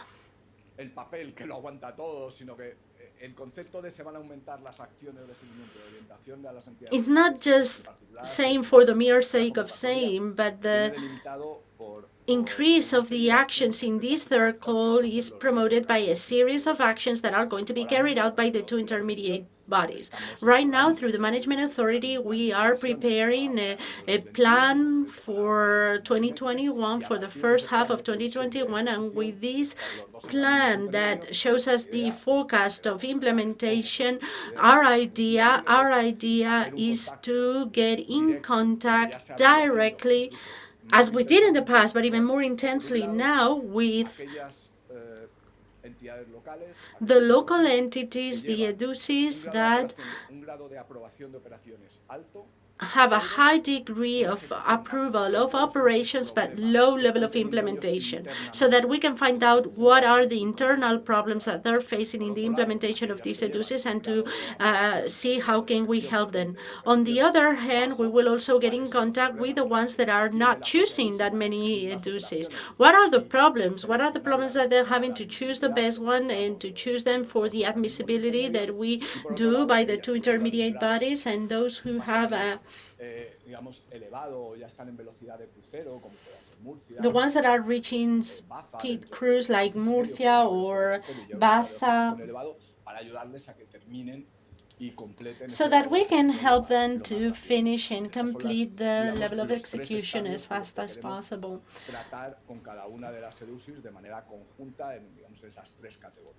And that's how we want to deal with these EDUCES in these three categories. On the other hand, in 2020, the two intermediate bodies, the General Department for Territorial Cooperation and the General Department for European Funds, are carrying out a very important effort to reinforce their services. We have new recruits, new people helping us again to try to foster this and to promote this to a greater extent and have a more direct contact with each one of the EDUCES. We have improved in terms of verifications. We have reinforced our control and verification system. That's why we're seeing important steps forwards, and we're seeing a greater speed in all of our actions.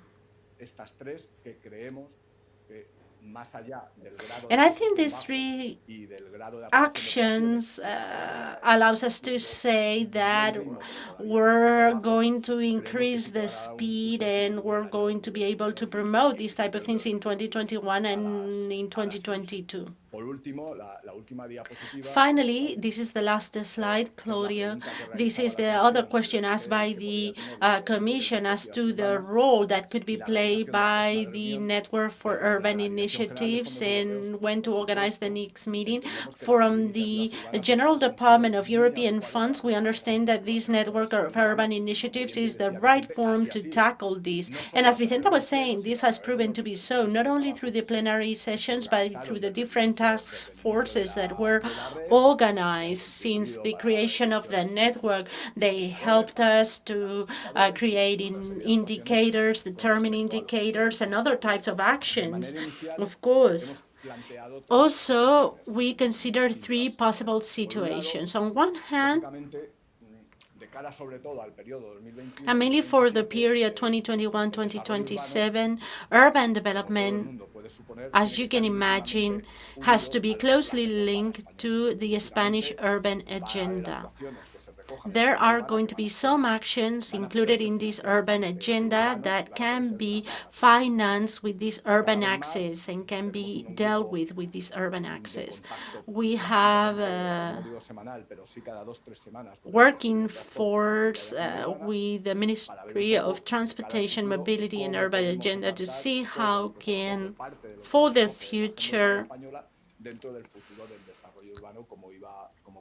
how can we include all the things that were included in the urban agenda in this aspect. Also, we wanted to highlight that in this network for urban initiatives, we want to channel the managements and member state of all the training instruments financed directly by the European Commission through the next European urban initiatives, such as URBACT, UIAs, or whatever, that were not part of the scope of action of this network of urban initiatives.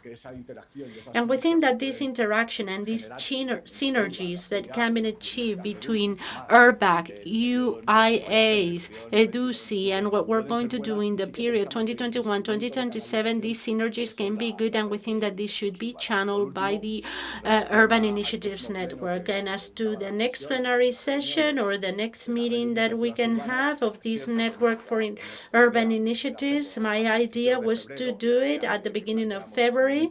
This is what we said at the very beginning. We wanted to do it at the beginning of February, but with the new structure and with this situation, we've had to delay it due to logistic reasons. There's no other reason behind this. And although we're saying that this is going to happen in the first half of 2021, because we have to close it with some ministries and with some general directors or whatever, but we think that in the first 4 months of the year, we will be able to organize the next plenary session of the network.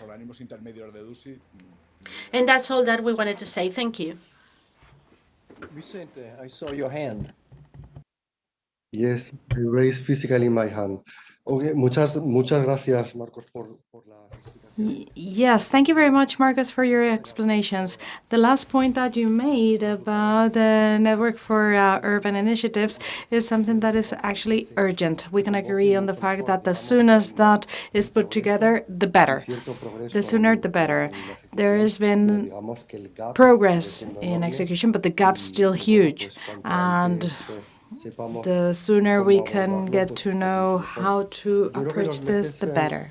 I think the months that have gone by have also given us the opportunity to discuss internally and with you, and this is something that we will be able to convey to the network in due time, so that we can share the main problems that we are currently suffering in defining the EDUCI strategies within this framework. And these are problems that we should try and solve and avoid for the next period.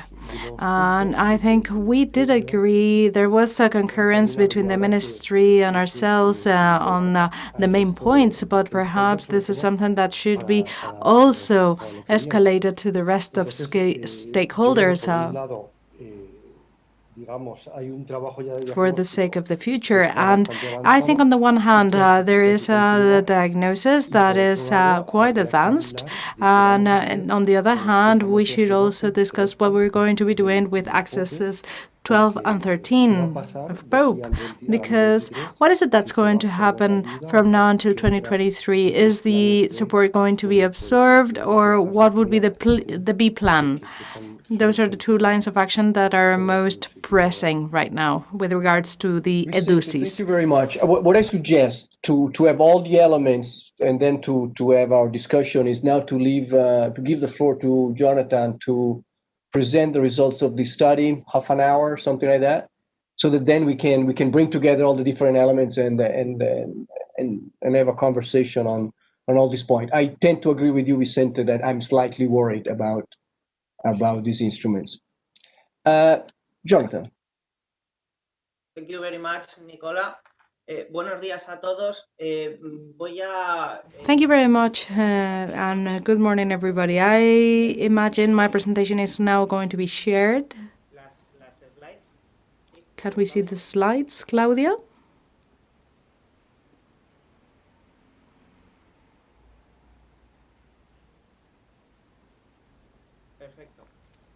Perfect.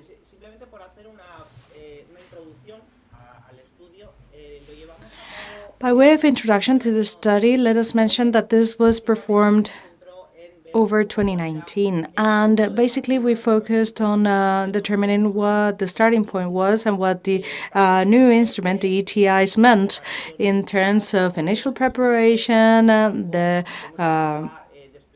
subsequent rollout, and how this was being implemented from the governance standpoint.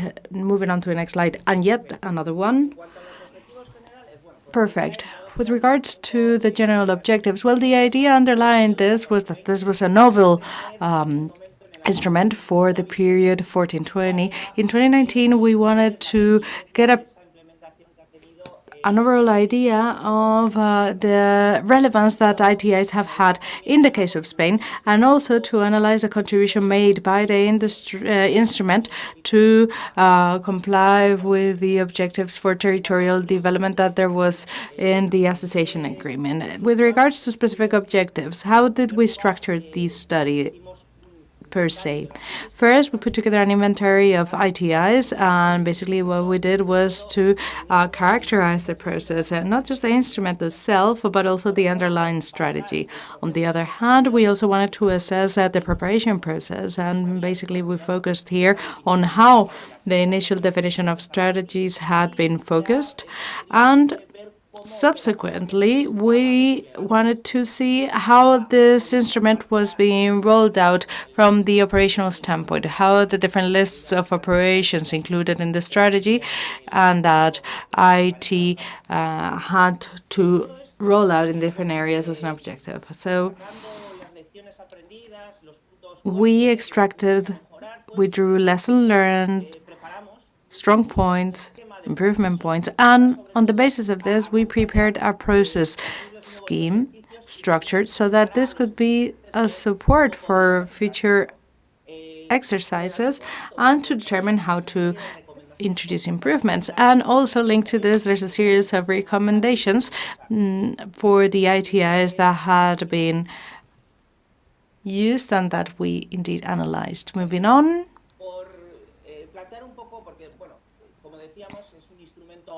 As we said, this was a new instrument included in this period. And what were the ITIs about?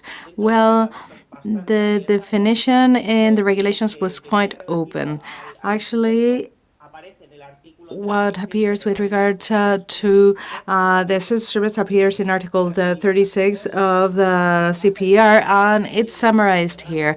It is an integrated multi-fund strategy that should involve several accesses or operational programs, and also the IT itself should be included within the operational programs that do consider it. It may have one or many intermediate organisms or bodies in charge of management, and there shall be a monitoring system in place to allow for the traceability of actions integrated in operational programs at hand and closely linked to the scope of action of the ITI.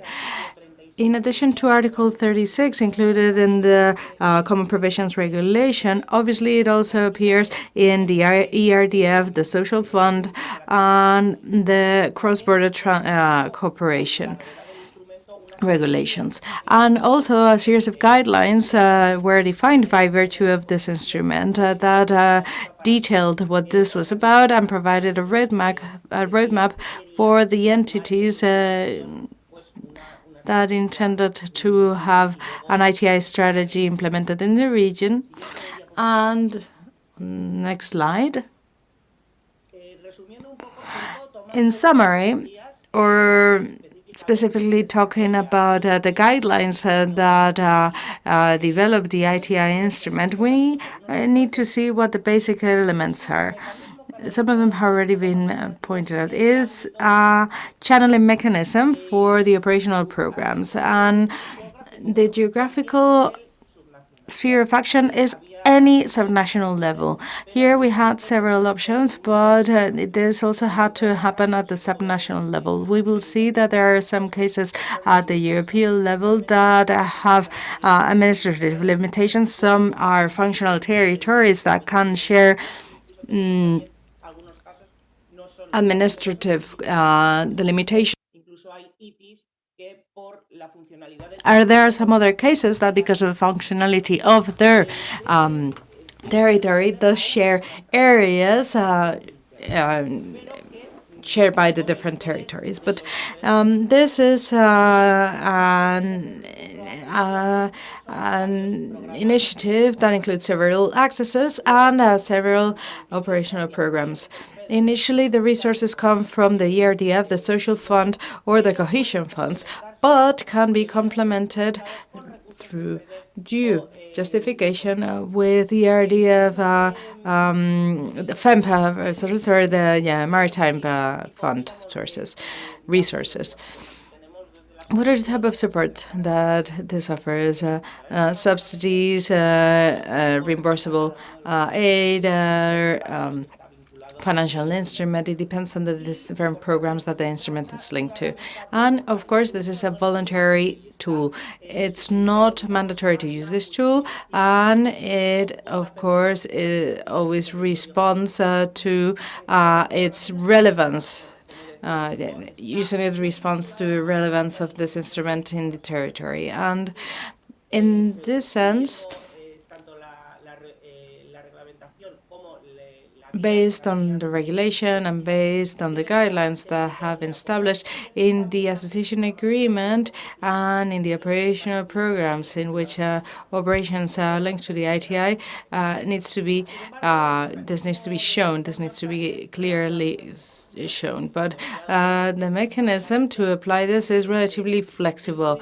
Depends on the state and the region, and it needs to be included in the association agreement, or it can be included later on through a participatory process. So the implementation mechanism is quite open. Now, as for our monitoring and follow-up, we need to be clear as to the list of operations that are included in this ITI instrument. And in this sense, and this is something that we will see later on in greater detail because this requires perhaps more work, there should be additional indicators included to ascertain what is the contribution to the ITI strategy if they're not that clear or that very well identified in the operational program because of the specific features of the territory where it's going to be implemented. We said that in some initiatives, actually territories of two different countries were included in a border area. So in this case, the particularity of these ITIs would be that it's necessary to determine the justification and the impact in that border area, and from the operational perspective, an intermediate organism, a joint organism, should be charged with its management. And of course, this makes it complex to roll out this type of instruments because it comes with many difficulties. Next slide.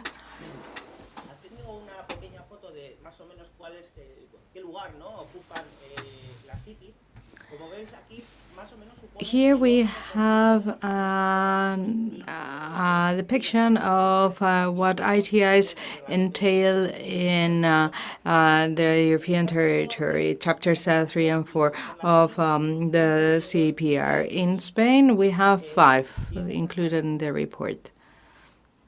Next slide.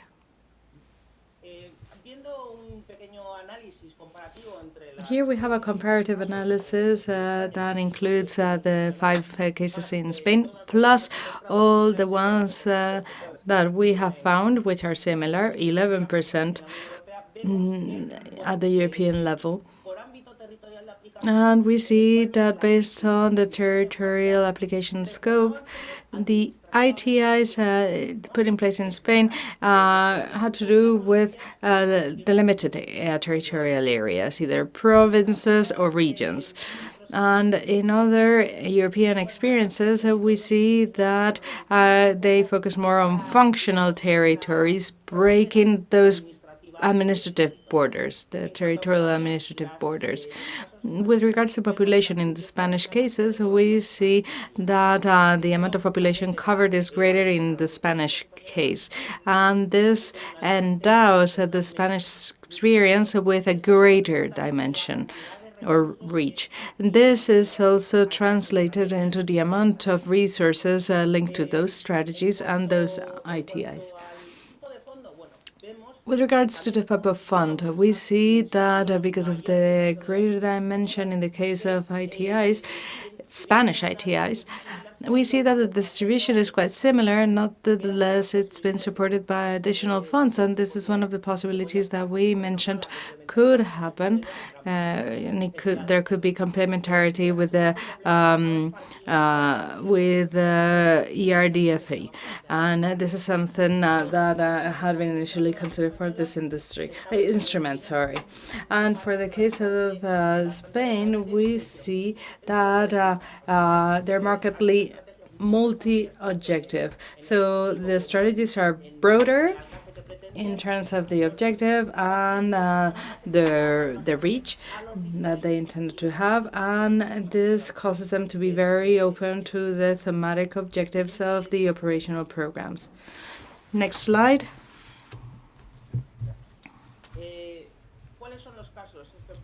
Thank you.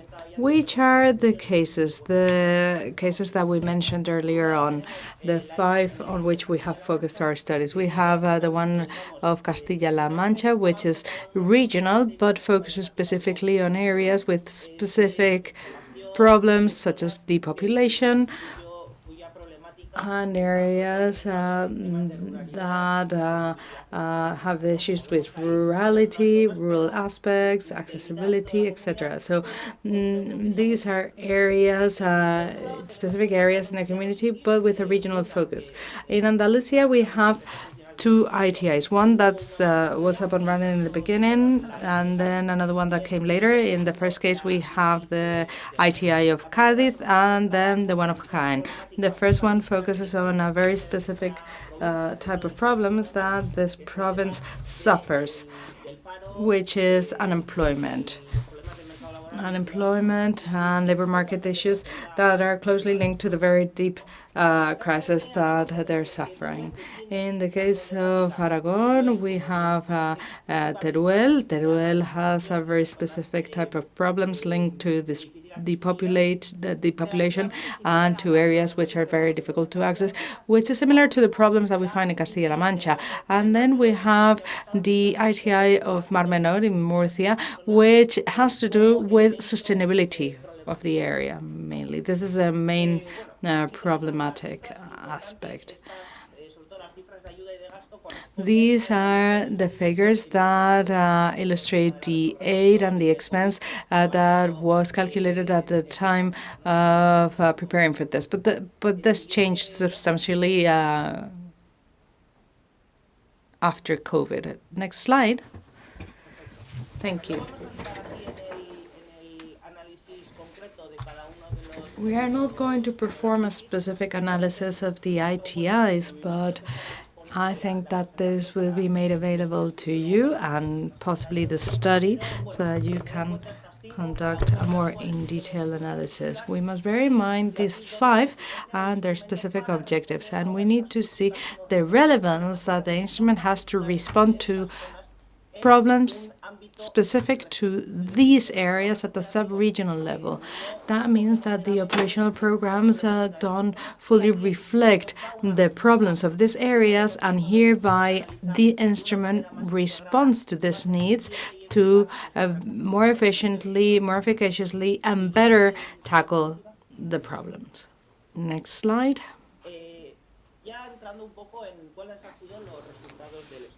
Now, which have been the results of the study? From the standpoint of methodology, in 2019, we have analyzed all the documentation, the strategies, processes, regulatory elements, and we have also interviewed a series of agents, which are the ones that have had experience with the process of defining the strategy, rolling out the operations linked to the strategy in a differentiated manner as part of the operational programs. So what does this suggest? Well, as you see in this graph, we've subdivided the analysis categories based on the definition of the geographical area, the identification of challenges and needs, as well as how the integrated approach to the strategy of the different accesses and programs linked to it was involvement of agents and governance, and the list of operation, which is basically the translation of the ITI on the ground, on site. So here we see the results obtained based on the responses that we got and on the questionnaires, and we see that for the purpose of the regulation for 2021-2027, this is duly taken into account. And in the case of the Spanish experiences, we see that there is a very good position in the sense that the strategic process that takes us to the ITI strategy and the conceptualization of the instrument as such is good. Areas are very well identified. There's a good justification as to why these areas need an IT approach, and also the particular needs and challenges are very well specified. As to governance and how to engage with the administrative side and the agents on the ground which are going to contribute to the development. And we see that there's territorial capillarity, and we've seen that this has made a difference in this area and with regards to how they absorb the resources of the operational programs. It so happens that when we start working on the operations and the funds, then things become more complicated in that sphere. And this also has to do with the administrative nature and the functioning of funds, and the fact that this was a new instrument. As you know, the integration of funds, the definition of common instruments is in theory very useful for the problems of these territories, but putting it in practice is not that easy. So the ITI experiences that we've seen in the period 14-20 are perhaps a starting point for the new period. It's very interesting in terms of how to approach this new period, and we will see the details in the recommendations. Next slide.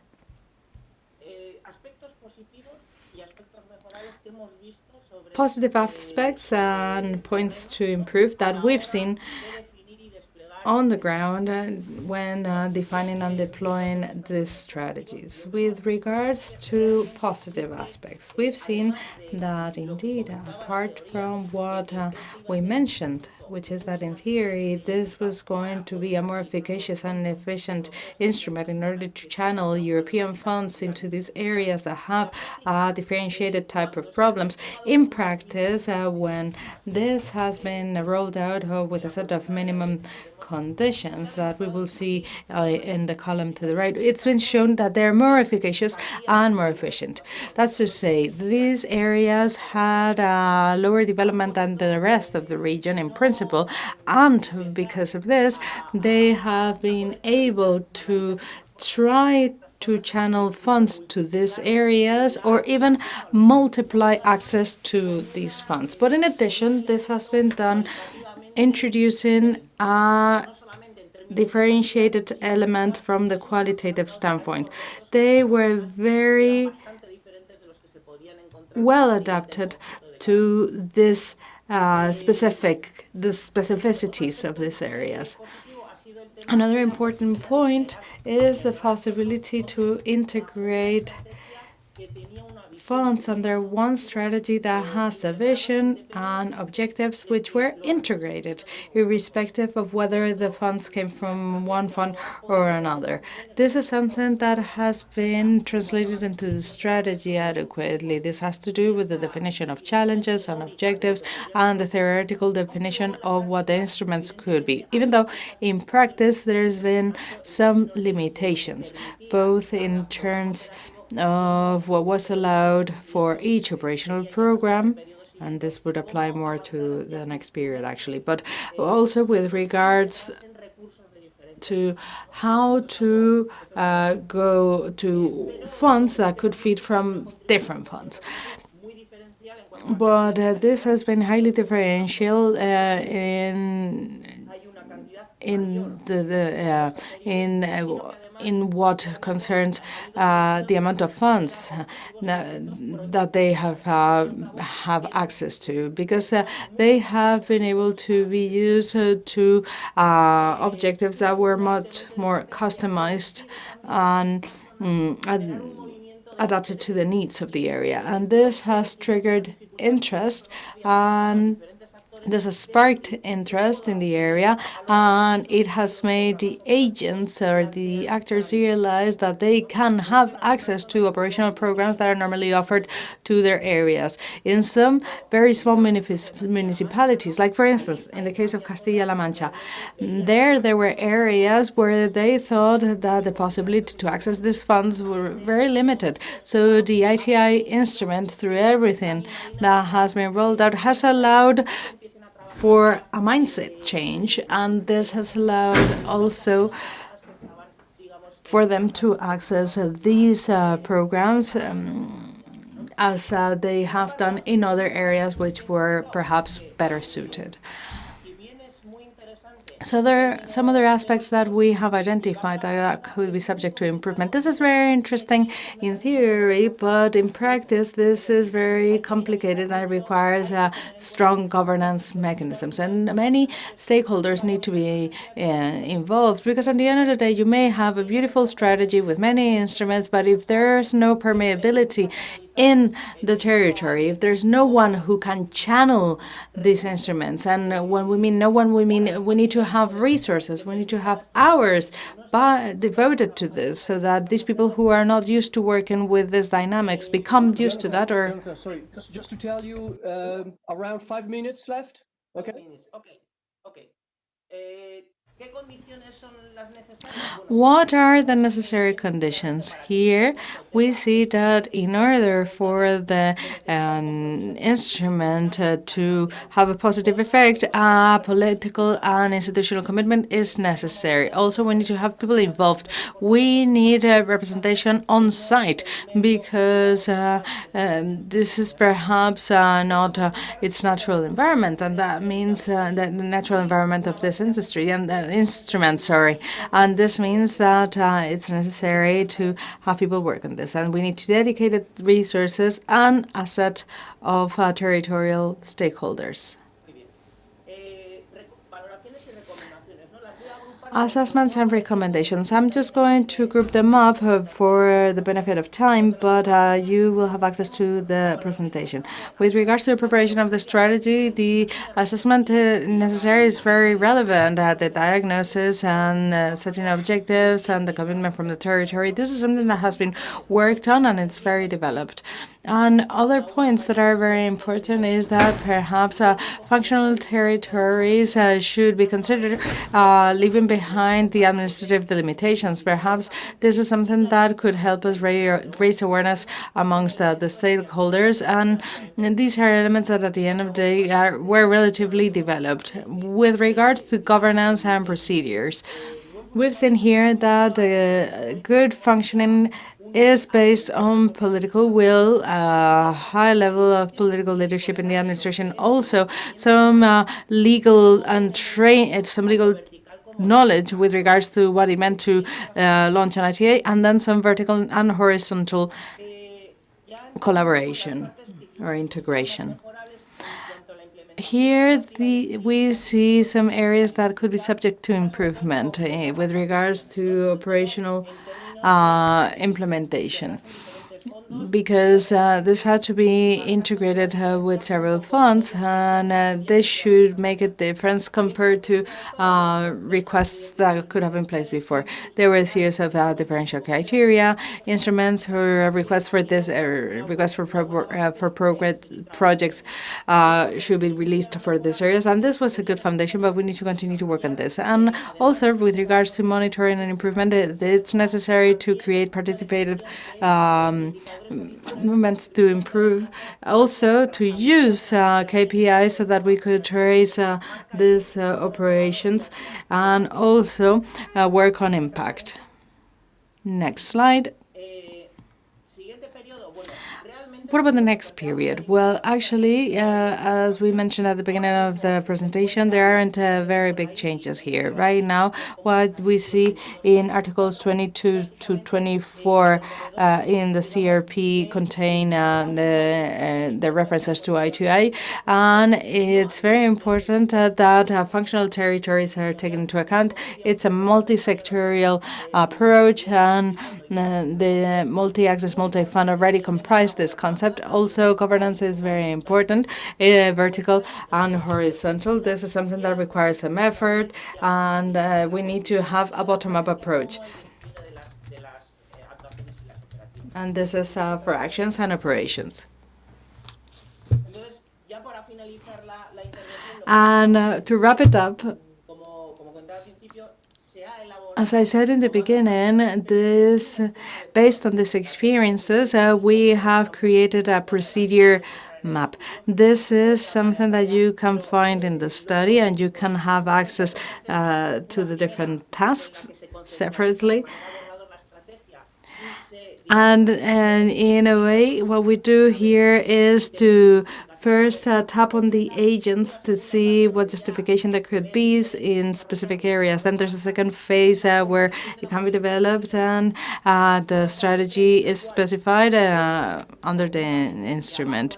And then there's another phase in which we do a bottom-up approach with the different regional ministries, and we organize the instruments and the request for proposals.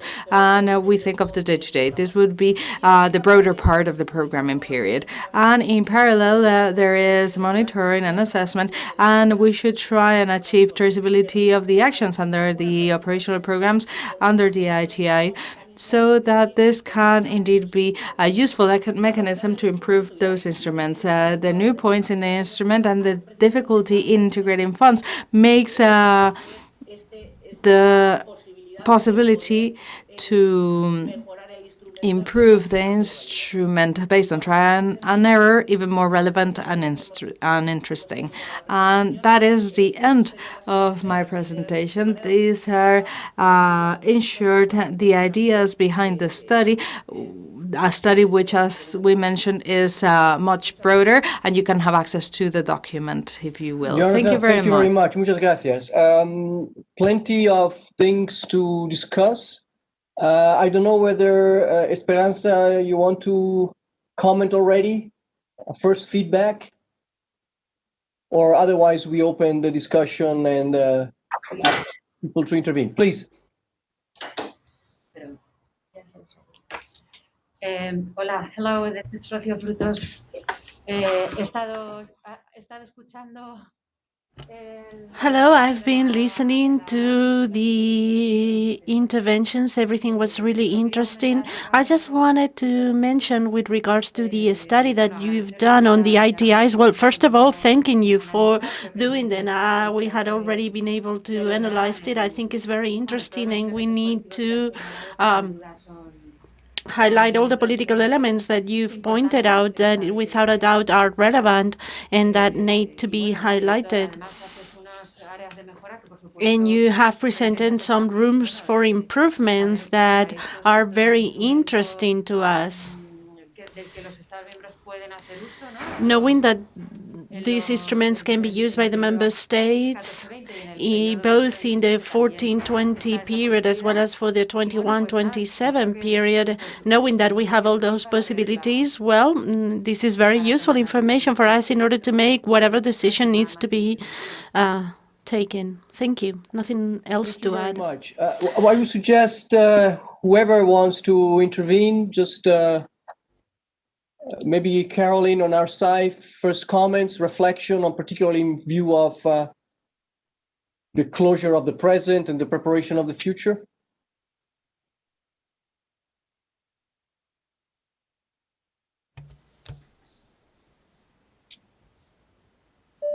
No comments, everything is under control.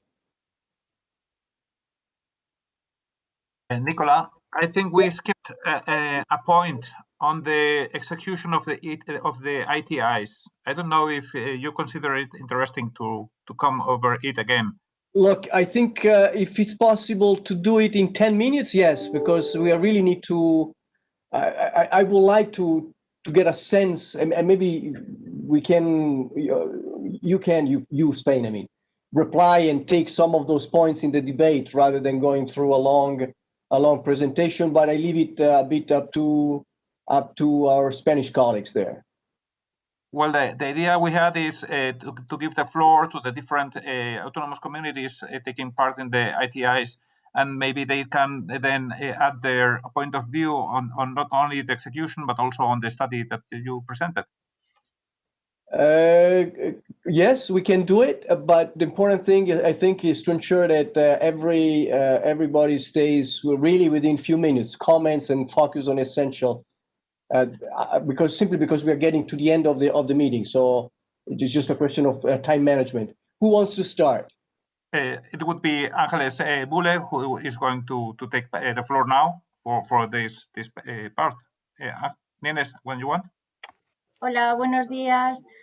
Hello, good morning. My name is María Ángeles Bule. I'm in the DJ for the Programming and Evaluation in the General Department of European Funds. And as Nicola was saying, I'm going to try extremely brief and limit myself to 3 minutes to give you an idea of the advances that we're having in the implementation of the ITIs. This was one of the questions formulated by the Commission on their presentation. As part of the central administration in Spain, I'm only going to mention the 3 ITIs in which we are participating. We are part of the technical secretariat in the monitoring and coordination committees, and this is the Blue ITI, Cádiz ITI, and Jaén's ITI. As the Commission knows very well, in these ITIs we publish from our department some monitoring reports. We do so on a yearly basis, and we gather in them many specific details that are very interesting, at least that's my opinion, on how we are advancing in the implementation of these 3 ITIs. These are reports that are done in collaboration with all the intermediate bodies, where we include all the regions, and they provide information apart from the one that's included in the IT systems, such as 2020 funds or Amplifen system in the case of the Maritime and Fisheries Fund. I just wanted to say that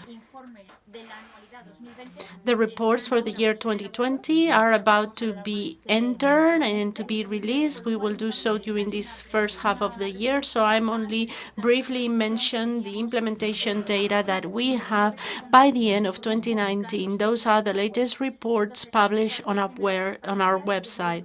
In these first 2 slides, we include the global implementation of the Blue ITI or Azul ITI per program, with all the regional programs of all the regions participating in it, apart from the POPE and the territorial cooperation programs.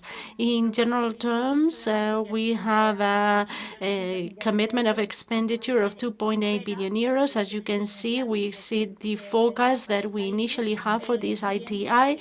However, the implementation, as you can see in the table, is being carried out at a slower pace, and even slower the certification. And by certification, I mean all the things that are already included in the management system that I mentioned earlier. In the next slide, Claudia, please. Next slide. In the next slide, we are including the grants committed and whether if it's ERDF or Fisheries and Maritime Funds. And we're talking about a co-financing commitment of around 2.2 million euros that by the end of 2019, out of this, we have certified close to 200 million. Next slide. We can go to the ITI in Cádiz, also well known by the Commission. It's an ITI with a very large history. It has, as Jonathan was saying in his report, a very high political commitment, and it has a management and governance model that is very specific and well detailed, that I understand that will be mentioned afterwards by the regional government of Andalusia, and it includes all the funds. As you can see here, we have ERDF funds, social European Fund, all of them. We are having all of them. The volume of committed expenditure is considerable, close to 1 billion euros, as you can see there. However, the implementation, as I said before, it's going rather slowly by the end of 2019. As you can see, there is close to 760 million. And the one of Jaén, the ITI of Jaén, this is the last slide, is the ITI that was more recently created. As you can see very well there,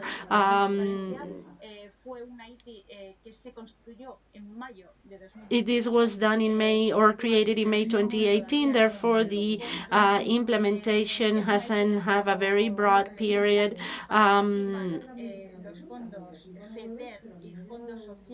With the participation of ERDF's Social European Fund and the European Fund for Development, and the level of execution and that we have on the table, it doesn't include yet the part of the of this regional development fund. And the model of governance was approved by the end of 2019, and it was then when we created by the regional government the strategy table, saying we started this strategy that explained this fine line in the slide. That's all that I had to say. I just wanted to say that all the regions that want to participate can do so, because this information have to do only with 2019. They can update their information to 2020, and maybe they want to make a comment with regards to the report that was explained now by Jonathan. Thank you. Muchas gracias. Who wants to comment?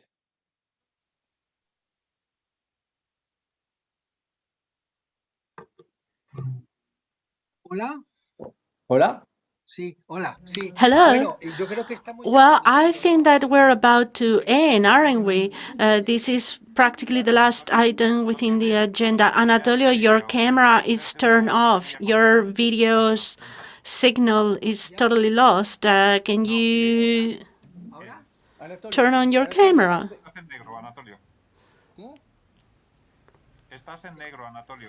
We can't see you, Anatolio. Maybe it's because your camera is covered.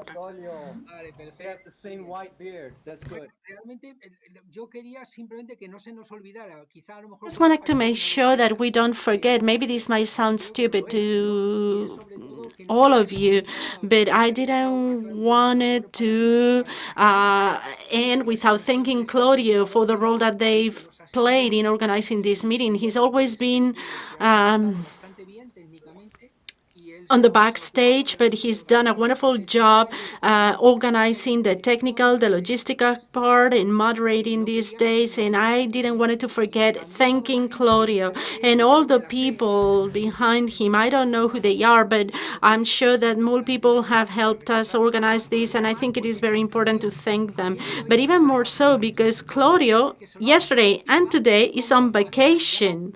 So this is supposed to be part of his vacation, helping us technically. And I just wanted to say that I didn't want it for us to forget to thank him. And of course, to all of the colleagues who've helped him as well, and all the colleagues who have compiled all of these figures. I wouldn't have turned on the camera if I knew you were going to do that. I just wanted to be sure that our point on the ITI is closed. There are no other comments that wants to be made at this point in time, but please, because we still have 10 minutes, so still the possibility, please. Yeah. Hola, buenos días. Yes, hello, good morning. Can you hear me? Yeah, we can hear you. I am the representative of the government from Aragon. I'm working with the ITI of Teruel, and I understand that I can take the floor since we are in this part of the agenda. And I just wanted to explain one thing with regards to this ITI. It's a very specific case because it's the only ITI in the Spanish territory sustained by only two funds, the European Social Fund, and with very, very modest figure. It represents 10% the amount of many others, and it was an ITI that responds to a well-known reality, even mentioned before by Jonathan, the demographic, territorial, and economic reality that we have in Aragon, and most especially in Teruel. And the people and the governors of Aragon thought that the best possible tool to fight the aging of the population, the depopulation in certain parts of our territory, well, we could fight it with these structural funds. So these problems that are common not only to Aragon, but in Aragon they are endemic problems. In fact, it is in our bylaws that we are encouraged to fight these type of imbalances that we're seeing. But this is not only affecting Aragon, it's affecting many territories in Spain. And this ITI is being applied in Aragon, and in line with the reflections made by Jonathan, we couldn't finance it with more programs. We were lucky obtaining financing of POPE or POPE. And my reflection is for the next period is for us to be able to integrate that tool, that POPE, as well as the new one of the Just Transition Fund, because depopulation is one of the aspects that impact us more, and therefore using the Just Transition Fund could be very appropriate. And in order not to take many more time, and in order to be brief, I just wanted to say that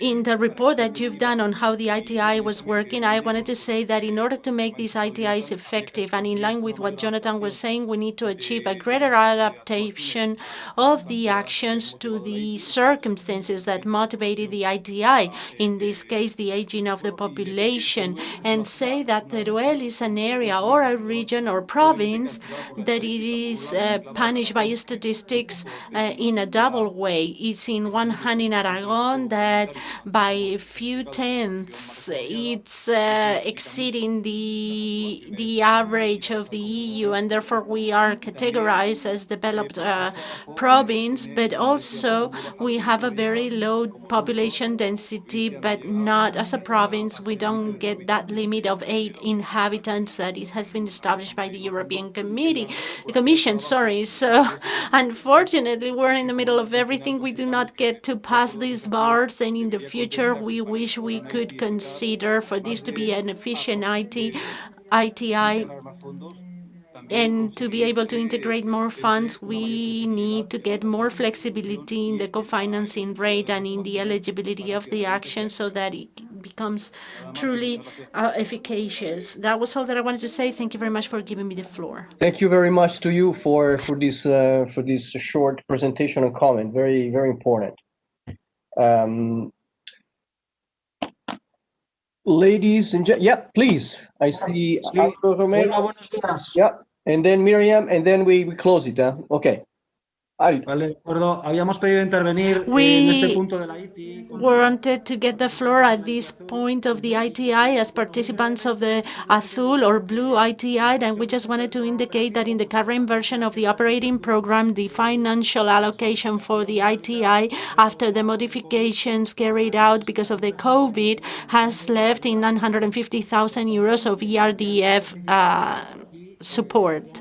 This has already been certified, and therefore we have achieved 100% implementation. According to the transparency or the slide of the Blue ITI, we were having 800 million programs. This was modified, and in this last modification, it has been implemented at 100%. All of this is a consequence of the amendment of the COVID and the program that was approved in August, and we deprogram all of the expenses that were not implemented.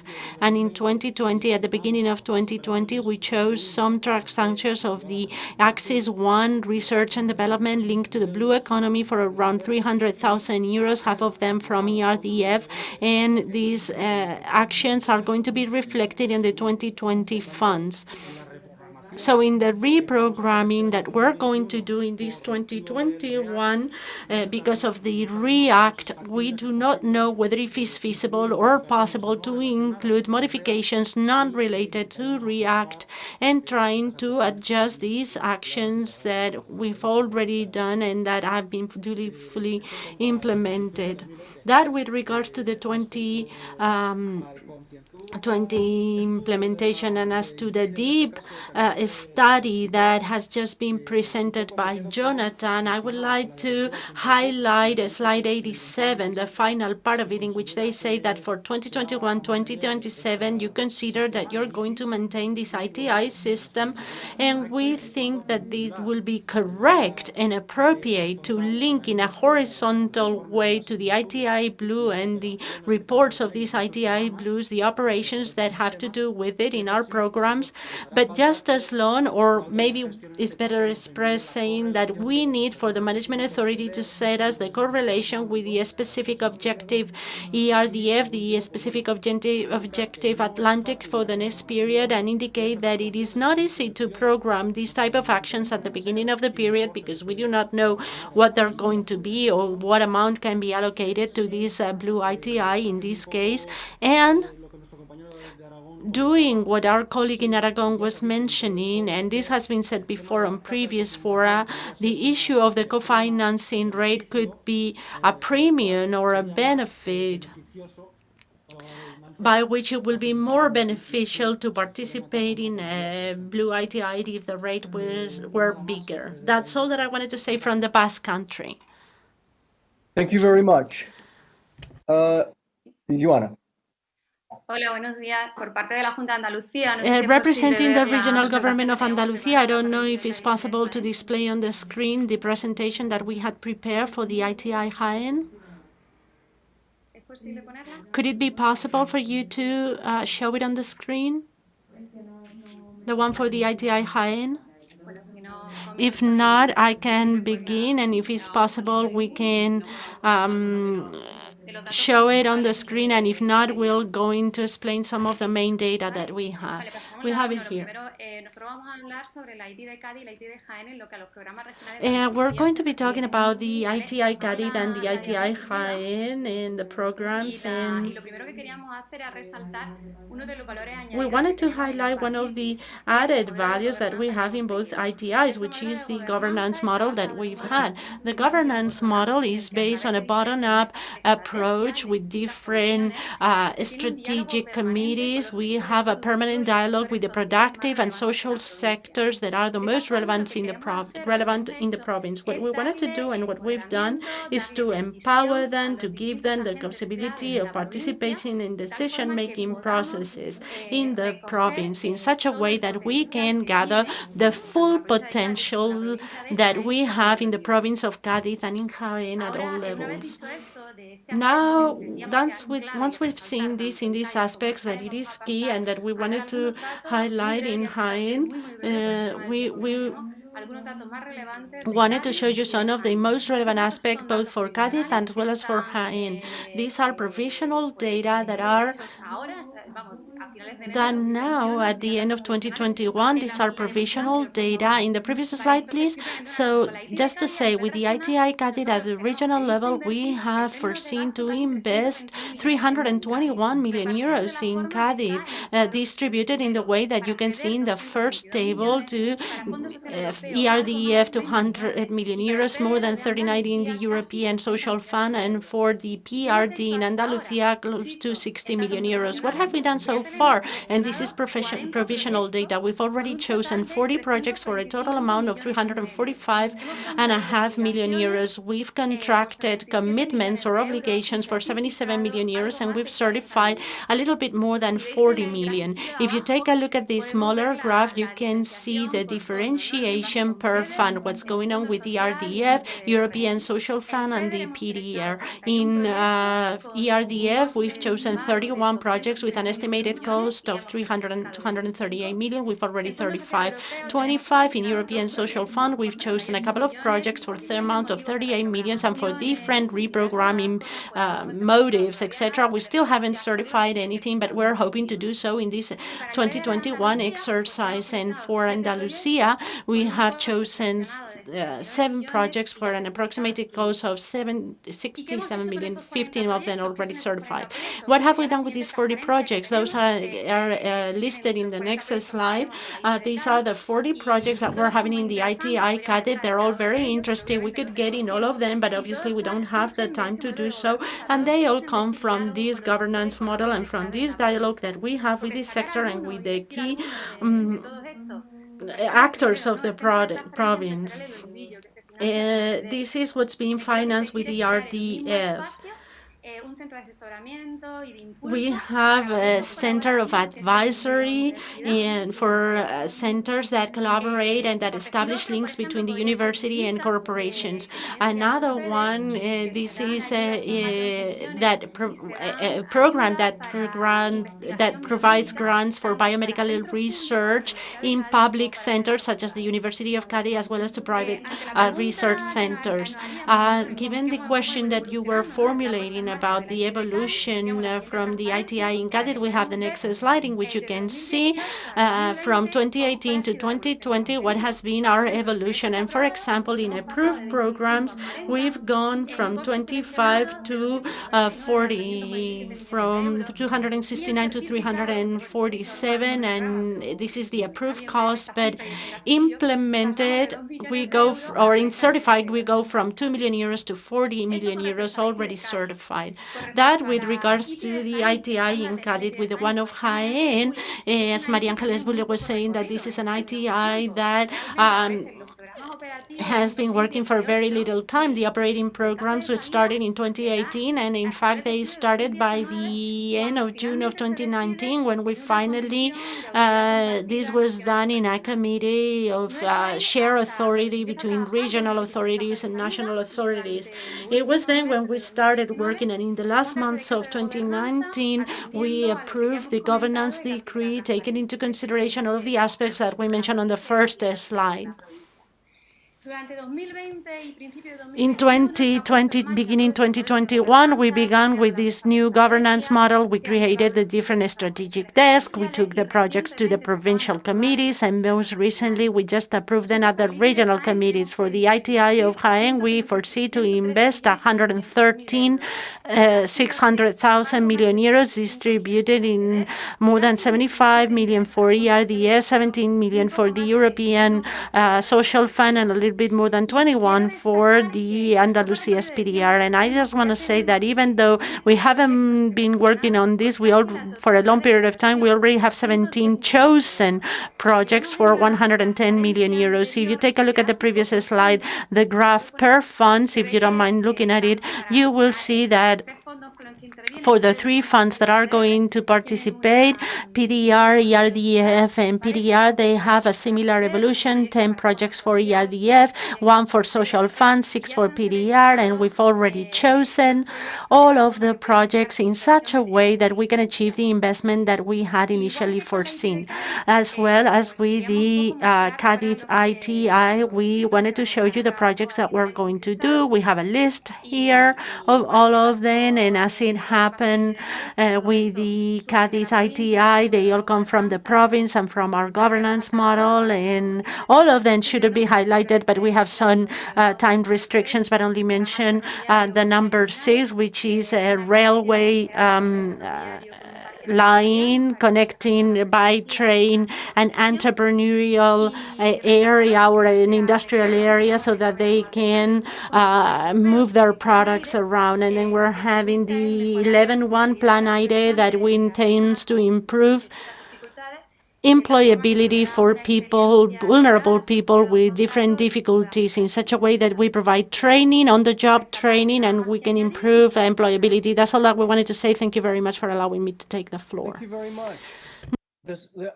Could I just ask how many additional interventions are planned?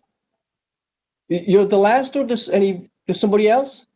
There were some more planned, but I don't know if they want to take the floor. Well, unless you want to go on for the rest of the afternoon, I think. Okay, Miriam, I suggest that we close with you. Perfecto, muchísimas gracias. Thank you very much. Perfect, thank you very much. I don't know if we can show the presentation very briefly, and if not, I will make the comments without having the presentation on the screen. Would it be possible for us to have the presentation?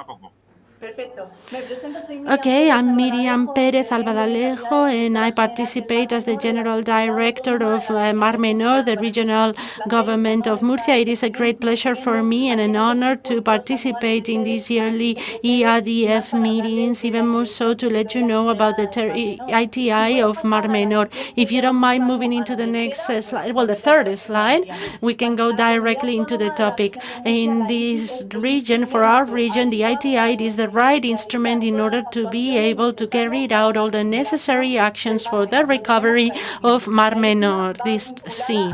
This ITI is very linked to the ITI of coastal areas, trying to improve the environment of Mar Menor. This is part of our roadmap, and we have already done in many of the measures that are pending to be approved in the regional government in the coming weeks. We just wanted to say that Mar Menor is one of the main elements of cultural identification in the region of Murcia, and it is an area that it is very emotional for all of our population. And as to the ITI, it will help us to achieve our objectives to recover the good environmental condition of Mar Menor with the participation of all the competent administration, assuring the future feasibility, encouraging a sustainable growth model around it, and establishing a framework of governance and cooperation amongst all of the agencies. It is extremely important, the inter-administrative cooperation between the three administrations, local, regional, and national, so we can establish a protocol as the one that was signed with the strategy that we put in place from 2013 to 2018, and we are suggesting to sign a new one.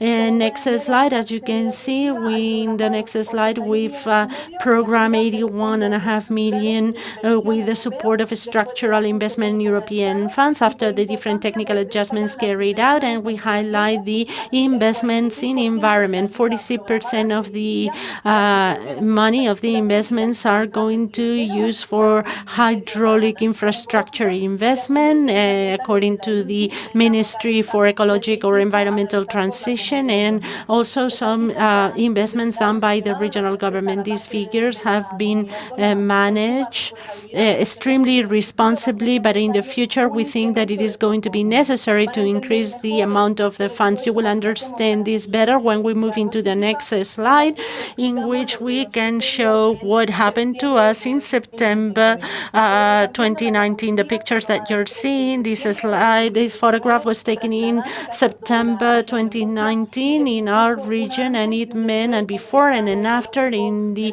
hydrologic situation of Mar Menor. In only 6 months' time, we had 4 weather events that meant the entrance of fully nutrient water, even including also street lights, cars, etc., into the Mar Menor. But the problem that we had in 2019, we saw a noxia episode, an unprecedented, that produced the death of several fishes and shellfish. In the beaches of Lopagar, in the northern part of El Mar Menor, that situation was perceived by the civil society, by the different sectors in the Mar Menor in a very dramatic way. That's why from the regional administration, we have started up different legal, technical, and scientific measures in order to protect and recover Mar Menor. That's why the initial planning of the funds that are part of the ITI had to adapt itself to the events that took place in the last times, and that's why it's necessary and mandatory to continue on investing in the recovery of Mar Menor through this instrument. If you don't mind going into the next slide. Well, first of all, the Council of Government of the region of Murcia approved the 8 urgent measures that you can see on the slide. Then a little bit afterwards, we approved the royal decree for the integral protection of Mar Menor, explaining the different lesions suffered by Mar Menor with the purpose of mitigating them without criminalizing any sector and looking for the compatibility between those sectors and the good environmental condition of Mar Menor. And this royal decree has been used as the basis for the current Law 3/2020 for the recovery and protection of Mar Menor. Next slide, Claudio.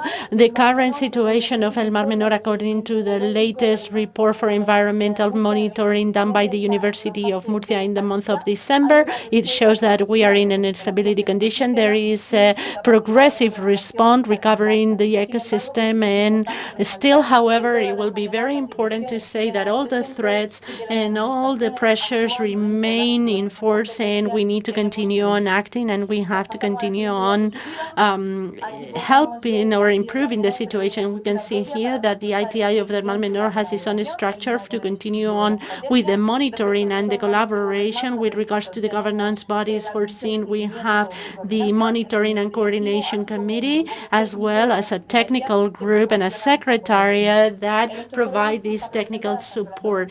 Here we have the managing authority, the intermediate authorities of the 4 programs linked to this ITI. In the next slide, you can see here the foreseen expenses in these operating programs after the technical adjustment reaches 115.7 million euros, the committed 15 million euros. The amount committed until 2020 is 41 million euros, and only 18% of them have been executed or implemented, 21 million euros. Now we are foreseeing an expense that it is greater than the initially considered. However, we want to speed up the pace of these investments. Right now, we have committed ourselves at 36% of the expenditure, and we have implemented a little bit more than 18%. In order to speed up this pace, we hope to achieve an inter-administrative cooperation to speed up the process to the most, because some of these authorities have to be given by other administrations, and we have to work in coordination in order to conclude the projects as soon as possible. We go into the next slide. In this one, we've established that we are in contact with these administrations, and the regional government has committed 67%, and we've done 33.25 of the corresponding amount. The difference between what's committed and implemented, unless there are some news, as established here. We're going to work so that this becomes a full priority of all of us, the implementation of all of the actions that were committed in the ITI of Mar Menor. In the next slides, 12 and 13, we're not going to stop, because what we're going to do is just to tell you that, given the needs of working in a very fast and important way at Mar Menor, we've decided to invest in technological development development in solutions that were analyzed with the scientific community and through the observatory of Mar Menor that we are establishing as soon as possible. We're going to carry out the applied research that they deem to be convenient. These actions are included in the coming 2 slides, and we can go to the very final one in which you can see how, in view of the coming challenges, apart from making necessary to speed up the implementation of the ITI, we have to improve the efforts and the coordination, adapting the governance structures of the ITI to the ones foreseen to the strategy and the law of Mar Menor. And given that the preservation of Mar Menor will need constant investment over time, it is necessary to make available to the regional governments, in this case to the region of Murcia and the rest of public administrations, the collaborative structure that's necessary to identify the progress and the financing needs, both in the 2021-2027 financing period, as well as in the framework of the support for recovery and resilience after COVID-19 created by Next Generation. With the region of Murcia, we are optimistic about Mar Menor, and we are going to be working so that this region shines again. And thanks to the ITIs, this can be possible. Thank you very much for your attention, and I'm available in case you want to ask a question. Miriam, thank you very much. I see that there is Francisco from Castilla-La Mancha who wants to intervene. I have to leave you in 5 minutes, so Caroline will conclude on the side of the Commission and take the chair from the Commission side. Francisco, the floor is yours. Louis. With a strange echo. No se oye bien, con dificultad. Hay eco, Paco. Sí, una pena. Vamos a ver. No corrijo. Un segundo.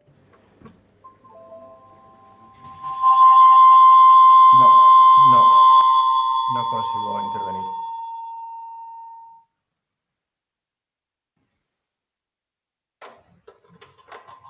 ¿Mejor? ¿Se oye? Sigue habiendo eco. Bueno, no sé si se oye suficientemente bien o es demasiado molesto el eco. I don't know if you can hear me or No it's a problem. Paco, it's not appropriate. You have a lot of noise, you have a lot of feedback. I insist on the intervention of my colleague of Aragon. I just wanted to highlight some elements, but unfortunately, communication is very difficult with this terrible problem. I just wanted to highlight with what my colleague of Aragon said. Tomamos nota de que te unes a los comentarios que ha hecho Luis Estaonde de Aragón. We take note that you podemos concluir entonces. You want to support the comments made by the colleague of Aragon, so maybe we can go into the conclusion. We couldn't hear Francisco, but I think okay. Hi.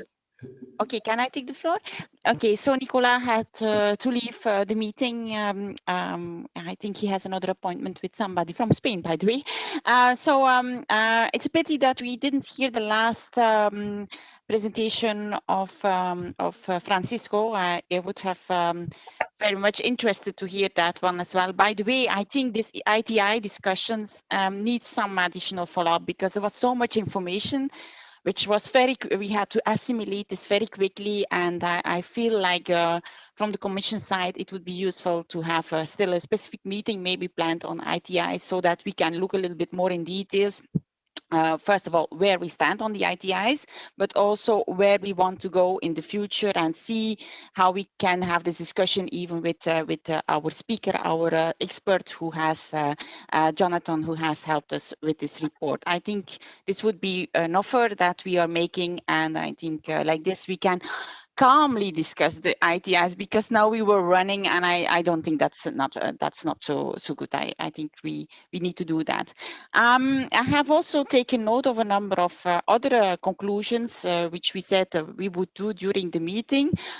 First of all, well, I have realized that during the meeting we have organized the meetings on the audit pending audit issues on Monday. So hopefully this will be a success meeting so that at least we can clarify what the Commission still wants response to the different authorities concerned, and that we can make progress in the short notice on this subject matters. I also would like to say, yeah, you all remember that we had very intensive meetings in November, December on the progress for 1420 programming period. I think it's this type of meetings we will continue this year. I mean, we're going to have these meetings on a regular basis, and especially on the 7 programs which were mentioned in the beginning of the slideshow. We certainly want them even more than maybe with other programs. So I think this will be, the monitoring will be kept up to speed by the Commission, and we will continue to do that. At the same time, well, we have seen good progress in 1420 now, and I mean, thanks to a crisis which nobody wanted, the crisis which is the COVID crisis. But thanks to that, we have made progress on selection of operations, and in the near future, we will make progress on the payments as well, on the implementation. But that shows the fundamental problem, because as we said in the beginning of the meeting, we have so many funds to be implemented, also RF React-EU, but also 21-27. So we have not yet touched on the real problems which are behind the system. And I think administrative capacity, we need to talk about it. We need to look how we can get the system even more running, more appropriate, more fluent, so that we can prevent to have the same discussions in X number of years for the next programming period. Because it's clear that, well, as I said, the COVID crisis has maybe saved us for 2014-20 programming period, but I don't see it's any change yet in the systems, in the way things are going for the future. So I think we need to talk about that further in the coming weeks. I think the discussion of TO4, sorry, and the future PO2 then shows also that there is a bit of an issue there. So there we would like to have, we were thinking during the meeting together with Nicola that maybe we could set up a kind of a working group to see how we can solve these things, whether we can identify bottlenecks and so on. So open discussion, because as Nicola also said, we have a huge amount of money going in this area, and so thematic discussion on the subject matter will be needed. The financial instrument hasn't functioned, but maybe it should function. Maybe we have to find solutions together, but for that I think a working group eventually together with DG Environment, Klima, could be useful to discuss this. You have seen that the Commission has done a lot of reports. We have presented one, the ITI today, but we have others. And I really would like to insist that these reports can be presented as soon as possible, because they will feed in your discussions for the future programming period. We said that we want to discuss about the partnership agreement. Well, at least that's what Mercedes told us. We started discussions on the partnership agreement somewhere in April, but this report should be presented before that. We need thematic meetings on these ones. I think we have different fora for this. So all these meetings have to be set up as soon as possible. I know that the colleagues have been asking for this meeting for the urban, for example, for quite some time. There has not been a meeting for 2 years, and I don't think this is okay. So I count on the meeting not to take place in the first of a semester, but it should still try. We should try to aim to have the meeting in February, at the latest March. First semester, if you say that to me, that means for me this seems to be in June. Yeah, no, I want earlier commitments on these aspects. So I count on the Hacienda to help us to organize that, and of course all the actors who are intervening in this type of meetings to help us this organizing and to have the right people on the discussion. I also want to say, well, the ITI we said, I think, well, my feeling is that there is a need of a specific meeting on the ITIs to go a bit more in depth, so that we see also how we can solve the bottlenecks for the future. I also heard quite some questions on React-EU about reprogramming. Can we put things back which were taken out because we wanted to put COVID and all these things? I really would, I can tell you that, of course, the reprogram React, if you want to reprogram in other thematic objectives, I think this is possible, of course, but all this has to be discussed with us case by case. You know what is the ambition of React EU. You know what is, it's 100% co-financing, I know, but you have also 100% co-financing still on the other part of the program till June. So you have to think smart on these elements. So the faster we can start the discussions, well, I think that's what it was promised yesterday, by the 15th of February, we would start, the better it will be. And there it's really that we will have to go from one meeting to another, I guess, to discuss these elements. And I'm happy if there are specific questions on this aspect about reprogramming, things which were taken out at a certain moment and you want to program them back in. I mean, I'm happy to look to this with the colleagues, but you have to give us the details as soon as possible.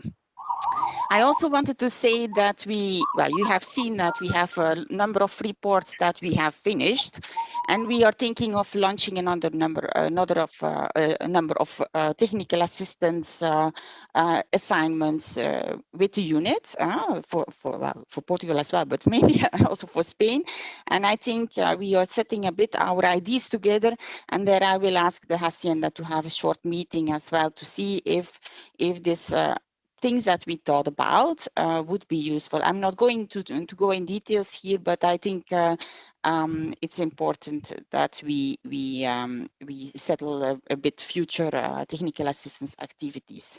I'm now looking to my colleagues, and I want to know from Vincenti or Marian or anybody else whether I forgot something or not. Please take the floor on my behalf. No, I think from our side, I think you have covered all the points. There are some commitments that or approaches that we will approach the ministry to organize, and we count on their commitment and the need to go now with the trilaterals to discuss the progress and the modifications of React as soon as possible. Yeah. Okay. So Esperanza, I think you're somewhere present. I don't know. I don't see you for the moment. So, yeah, there you are. Sorry. Maybe you want to make some closing remarks from the Spanish side, and then I would like to say one last thing at the end of the meeting still after you finished. Por nuestra parte, Our side, we want to insist on thanking the Commission, also thanking the regional governments that have participated today, and of course thanking the technical role carried out by Claudio. And also our conclusions is that we're going to be having this meeting on Monday in order to cover the issues of Madrid and Valencia.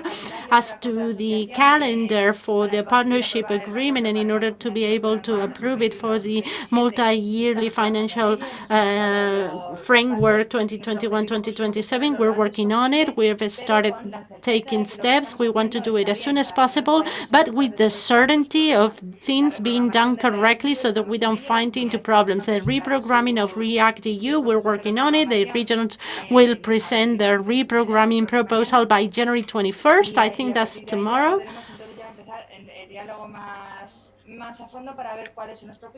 28th, sorry, that's tomorrow, and we will see what are their proposals.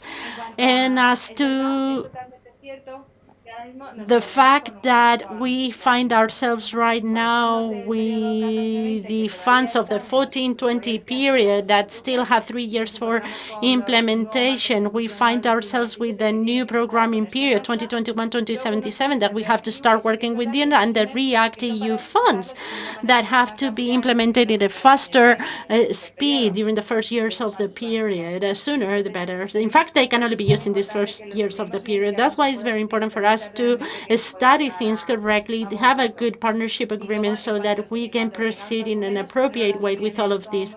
And we are hoping to have the meetings with you where we'll expect the reports that you have elaborated, and that will be helpful. Thank you very much, everyone.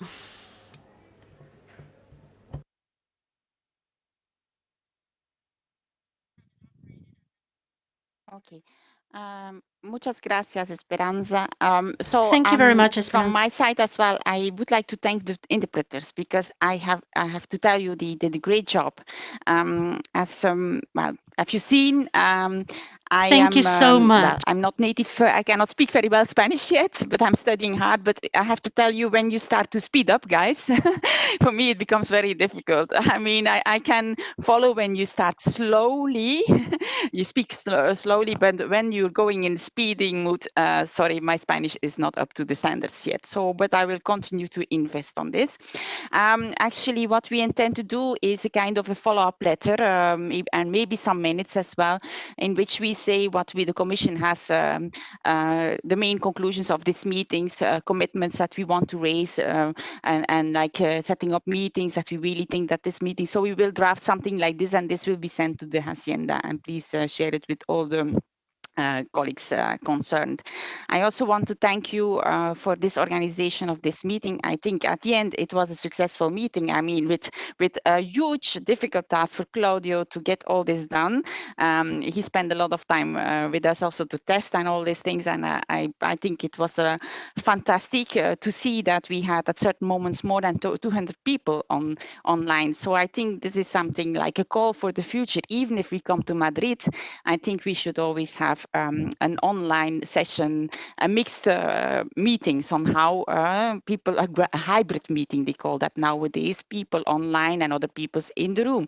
And I like this, we reach a much bigger audience than only being with 30 or 40 or whatever, how many we are in the room. I also want to thank Jonathan still for the presentation today. And we will certainly ask you for some more help whenever needed. And for the rest, I want to thank also my colleagues who have prepared the meeting, and also your colleagues, of course, who have prepared all the slideshows, the interesting intervention. And with this, if there is no other comments to be made, I wish you all a very good day, a very good end of the week. And well, for some of you, we will see each other on Monday, I understood. Okay. Bye for our side. Bye. Okay, bye-bye. Thank you so much.